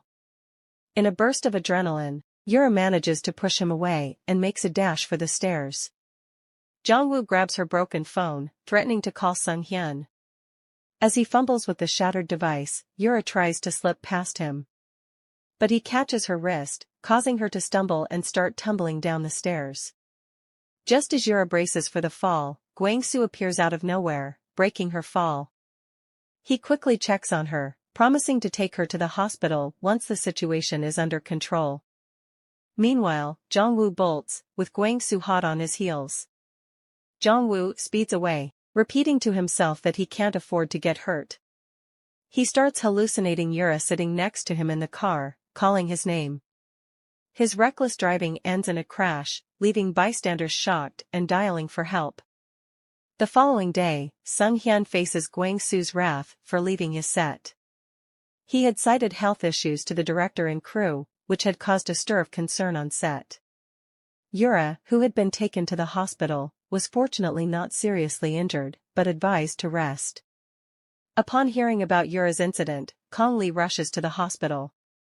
Jong-woo, on the other hand, finds himself in police custody, facing charges for property damage, refusing a breathalyzer test, and resisting arrest. His arrest creates quite a spectacle, attracting a horde of reporters. Gwang-soo updates Sung-hyun, sharing that Jong-woo was so drunk he couldn't recall any of last night's events. He assures Sung-hyun that the situation has been handled, revealing his plans to move Yura to a safer place and have her stay at a hotel in the meantime. However, Yura insists on returning home. Amidst all this, Sung-hyun can't help but wonder if Jong-woo will face any consequences for his actions towards Yura. When he asks Gwang-soo about Yura's whereabouts, he's informed she's currently at a hotel. Sis is mothering Yura at the hotel, spoon-feeding her porridge in bed, despite Yura's protests that only her ankle is hurt. Yura says sorry for interrupting Sis's trip, but Sis is quick to brush it off, regretting she wasn't there when the incident happened. Yura soothes her while a wave of disgust washes over her thinking about Jong-woo. She wants to sever all ties with him. When Sis asks if Sung-hyun has checked in yet, Yura assures her he will soon. She guesses he's probably too mad to face her right now, especially seeing her injured leg.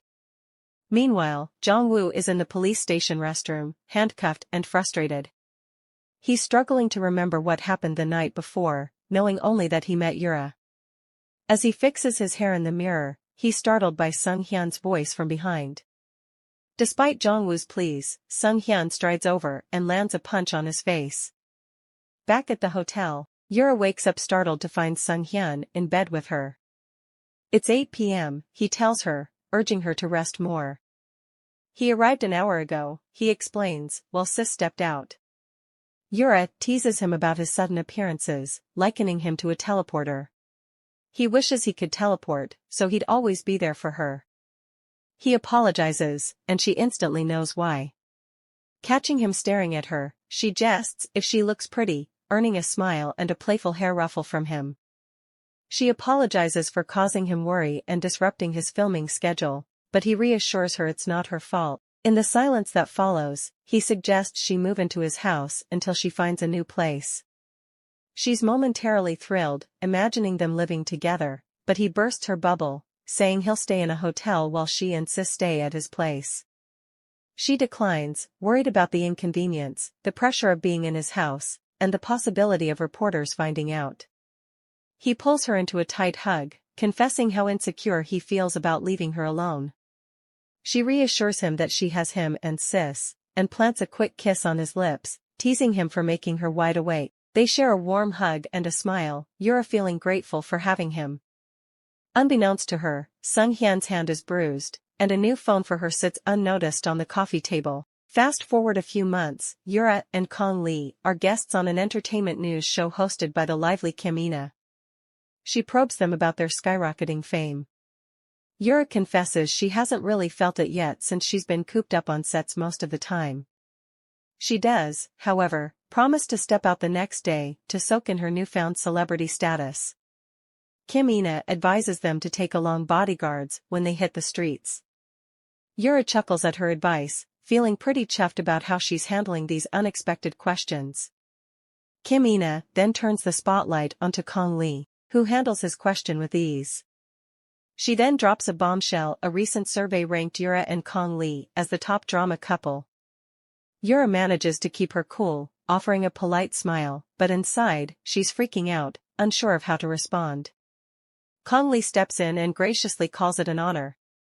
He even playfully asks Yura out on a date, which has Yura rolling her eyes internally and thinking he's laying it on a bit thick. Kim Ina, overjoyed, insists they inform her first if they start dating. Kong Lee jokingly says that's something their agency CEO would have to decide. Kim Ina ups the ante, saying she'd get Sung-hyun's approval, leaving Yura praying Sung-hyun isn't tuned in. In other news, Jongwoo's drunk driving scandal and accident made headlines for about a month and a half, before everything went eerily silent. Yura and Sis finally moved into an apartment, something Yura had been wanting to do for ages, but couldn't due to her jam-packed schedule. Even after wrapping up Line, her schedule remained hectic, with photo shoots, ads, and even billboard features. She could only catch some shut-eye during car rides between appointments. Amidst all the chaos, a text from Sung-hyun asking when she'll drop by his place that evening brings a smile to her face. It's been 2 weeks since they last saw each other. When she arrives at his place that evening, they share a warm, comforting hug. His suggestion of her moving into his apartment had sparked some wild daydreams. A passionate kiss later, he's leading her to the bedroom, helping her out of her clothes. As their lips meet, she wonders what it would be like if they made their relationship public. After Sung-hyun steps out of the shower, Yura saunters into the bathroom wearing his black shirt. She playfully twirls, asking if she looks sexy. He chuckles, saying girls usually wear his white shirts. She retorts that she tried the white one first, but it was see-through. He smirks and tells her that's the sexy part. Calling him a pervert, she covers her ears and tries to escape, but he catches her in a playful chase, leaving them both laughing. She can't help but wish he dreams of their future together, just as she does. Later, we see Sung-hyun whipping up a batch of ramen noodles for Yura. She's practically glued to his side, her eyes wide with anticipation. But he shoos her into the living room, promising to serve her like a pro chef. As he stirs the pot, he can't help but wonder when he last cooked noodles or even bought them. He didn't even know he had any at home. But then Yura had appeared, packet in hand, insisting he make it for her. The mental image of her rummaging around his kitchen cupboards brings a goofy smile to his face. He peeks at her engrossed in some TV show and marvels at how adorable she looks. Yura, meanwhile, is engrossed in an entertainment news segment about a celebrity couple who tied the knot after publicly dating for ages. Just as the story wraps up, Sung-hyun swoops in with a steaming bowl of ramen. As she digs in, he chides her about late-night noodle binges not being healthy. She teases him for sounding like an old man, calling him Appa affectionately. He grins, urging her to keep using the term. Yura rolls her eyes, reminding him that his fans call him Appa too. But he insists it's different when she says it and starts suggesting other endearing names she could use, even throwing husband into the mix, which leaves her blushing and flustered. She argues that she's comfortable calling him senior, afraid she might slip up and use one of his suggested pet names in public. Their banter is interrupted by Yura's interview with Kim Ina popping up on the screen. She's mortified, praying they've edited out the part where she and Kong Lee were labeled a couple. As the segment rolls on, Sung-hyun compliments her on her improved interview skills. But when the dreaded moment arrives, Yura buries her face in her hands. He watches the screen, then turns to look at her, but she quickly looks away. Feeling cornered, she snaps at him, insisting it was all just for show. He repeats her words, pulling her closer, which leaves her wondering if she'll survive the night. The next evening, Min-seong and Chong Hyun swing by Sung-hyun's place. Min-seong jokes that ever since Yura came into the picture, it's been tricky getting an invite to Sung-hyun's house. Chong Hyun chimes in, commenting on Yura's skyrocketing popularity and how Sung-hyun must now understand his struggles with public opinion during his relationship with ECO. Sung-hyun nods in agreement, admitting it's tough not being able to be there for Yura as much as he'd like. Min-seong suggests he should go public with his relationship, just like Chong Hyun and ECO did. As the guys debate his love life, Sung-hyun zones out, reminiscing about their first beach walk and Yura's rapt attention to the celebrity wedding news. Suddenly, the doorbell rings, surprising Min-seong and Chong Hyun, who weren't expecting any more company. Sung-hyun swings open the door to find Kong Lee standing there, a little sheepishly. He invites him in, mentioning that he caught the interview. Kong Lee immediately lowers his head in a bow, apologizing for his unintentional slip-up. Sung-hyun looks at him, asking if he's genuinely sorry. Kong Lee nods, eyes welling up with tears. Sung-hyun can't help but find this display of remorse endearing. He suggests that if Kong Lee truly feels guilty, he should start addressing him as brother. This catches Kong Lee off guard, but he quickly nods in agreement, promising to remain loyal to Sung-hyun. Min-seong and Chong Hyun echo Sung-hyun's sentiment, insisting Kong Lee should call them brother too. Fast forward a few days, Yura is sprawled on the couch in her dressing room, completely wiped out from her current project. Sis is by her side, reassuring her that tomorrow will be less hectic, allowing her some time to visit the hospital. After all, she needs to be fit for her upcoming fan signing and awards ceremony. The thought of these events being on her schedule leaves Yura in disbelief, as Sis and Mina discuss how the advertising agency Yura is collaborating with has hired the 4 main actors from Line. They decide to give Yura some space to catch 40 winks before her next photo shoot. As Yura drifts off to sleep, she feels a warm, soft presence by her side. It reminds her of Sung-hyun. She opens her eyes to find him staring at her. When she asks when he got there, he replies nonchalantly, "A while ago." She reminds him it's been 20 days since they last met. He blames her newfound popularity for their lack of meetups. She probes if he's upset about her fame, to which he jokingly says he might just have to threaten Gwang-soo to ease up on her schedule. His playful threat leaves Yura chuckling.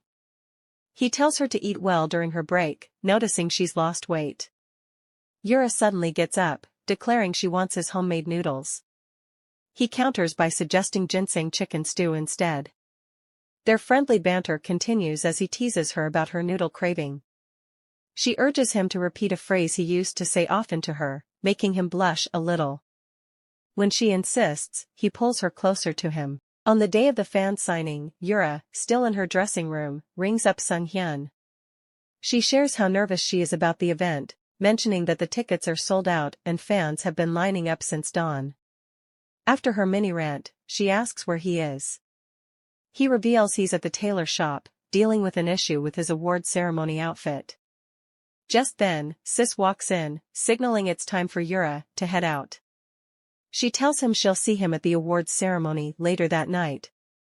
The mall is buzzing with fans eagerly waiting for Yura. As she steps out, the crowd erupts in cheers, leaving her a little taken aback. She signs autographs, takes photos with fans, and accepts their gifts.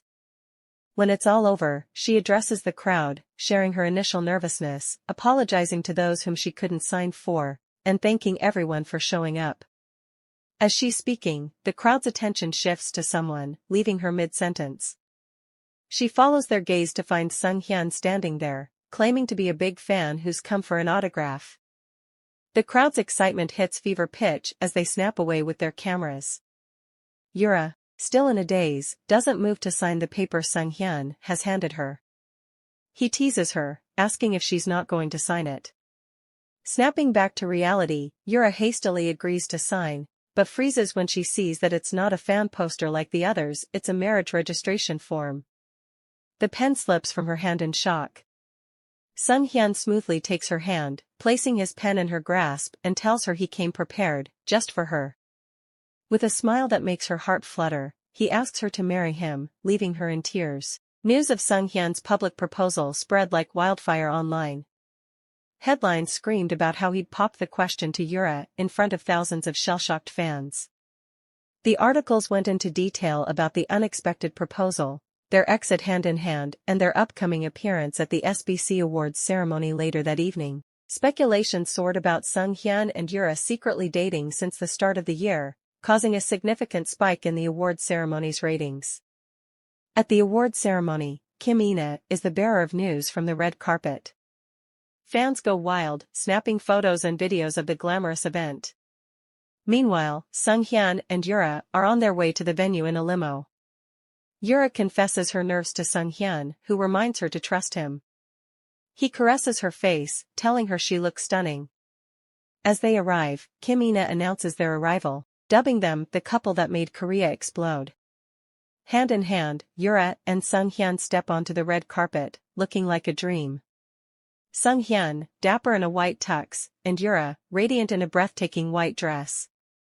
He whispers to her amidst the crowd's cheers that she should relax and enjoy the moment. After all, she's the star of the show. As they walk the carpet, Yura thinks of her late parents, feeling their presence strongly. As the ceremony proceeds, their drama line starts racking up awards. Best Director, Most Popular Drama of the Year, Best Drama Couple for Sung Hyun and Jin Ah, and individual awards for Yura and Kong Lee. All four main characters of Line were recognized for their performances. Next up is the Best New Actress category. Yura, one of the nominees, is a bundle of nerves. When her name is announced as the winner, she's dumbfounded.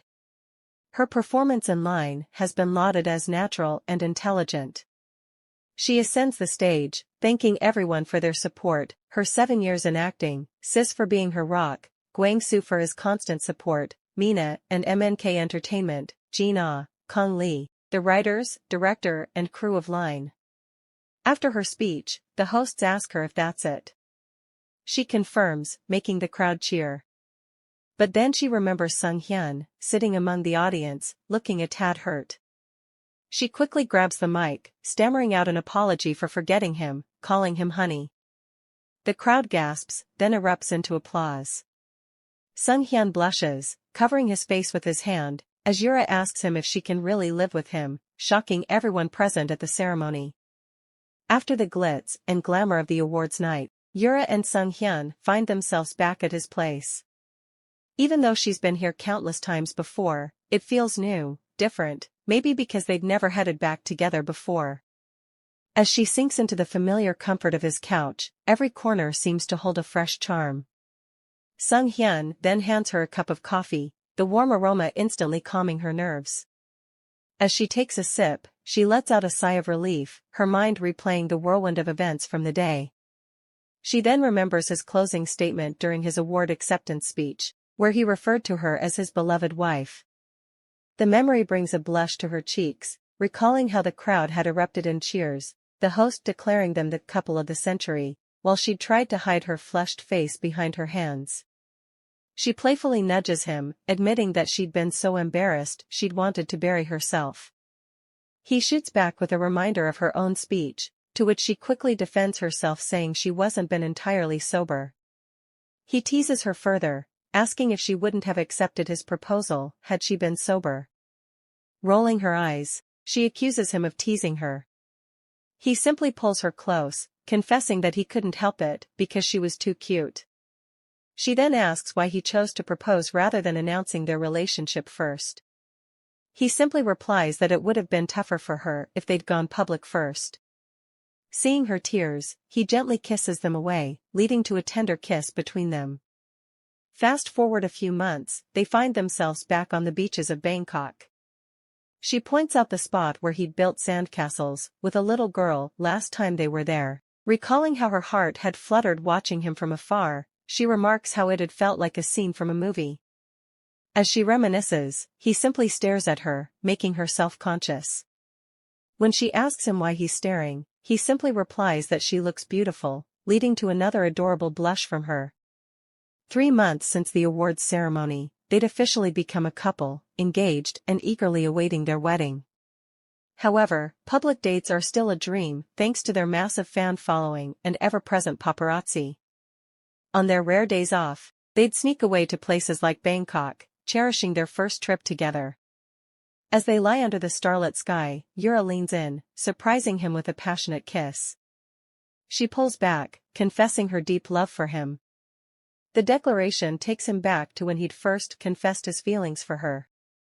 Scooping her up in his arms, he playfully warns her that she's in for a wild night. A few months down the line, Yura finds herself on set, prepping for an interview with the ever-charming Kim Ina. As she's introduced as one of Korea's leading ladies, Yura can't help but blush a little. Kim Ina jumps right in, congratulating Yura on her nomination for the Best Acting Award and asking about the smartphone commercial she's been working on. When asked about her hubby, Yura flashes a soft smile, revealing that Sung Hyun has been her rock, offering constant support over the phone. Kim Ina looks surprised, wondering why the communication is only over the phone, considering they're still in their honeymoon phase. Yura explains that Sung Hyun's been busy shooting a movie in Busan, which causes a pang of longing in her heart. Once the interview wraps up, Yura heads home, not expecting to find Sung Hyun there. It's hard to believe that it's been a year since her last award win. She pulls out her phone, scrolling to a picture of her and Sung Hyun on their wedding day, the sight bringing a smile to her face. After their wedding, life has been a whirlwind with back-to-back filmings. The movie Time resumed filming with Chang Hyun, which meant Sung Hyun was practically living in Busan. But unlike the previous year, Yura found joy in keeping herself busy with as many projects as possible. Opening her front door, she spots Sung Hyun's shoes, stirring up a wave of excitement. But the excitement simmers down a bit when she finds him fast asleep on the couch. She watches him sleep, wondering if this dreamy man is really her husband. She contemplates waking him up with a pinch or a kiss, or maybe by whispering his name. Then, an idea strikes her. Sung Hyun wakes up to find his wife snuggled up next to him, a sight that brings a wide smile to his face. He teases her for coming home late, to which she retorts that she would have been home sooner had she known he was coming. She comments on how thin he looks, and he points out her tired face. As she muses over doing a facial, he reassures her that she's still the most beautiful woman in his eyes. The moment ends with a sweet kiss between the couple. And so, the story of Yura Hwang and Sung Hyun wraps up in the most heartwarming way. Drop a heart in the comments if you enjoyed their story and want more like this. Also, don't forget to like, share, and subscribe for more. Until next time, ciao.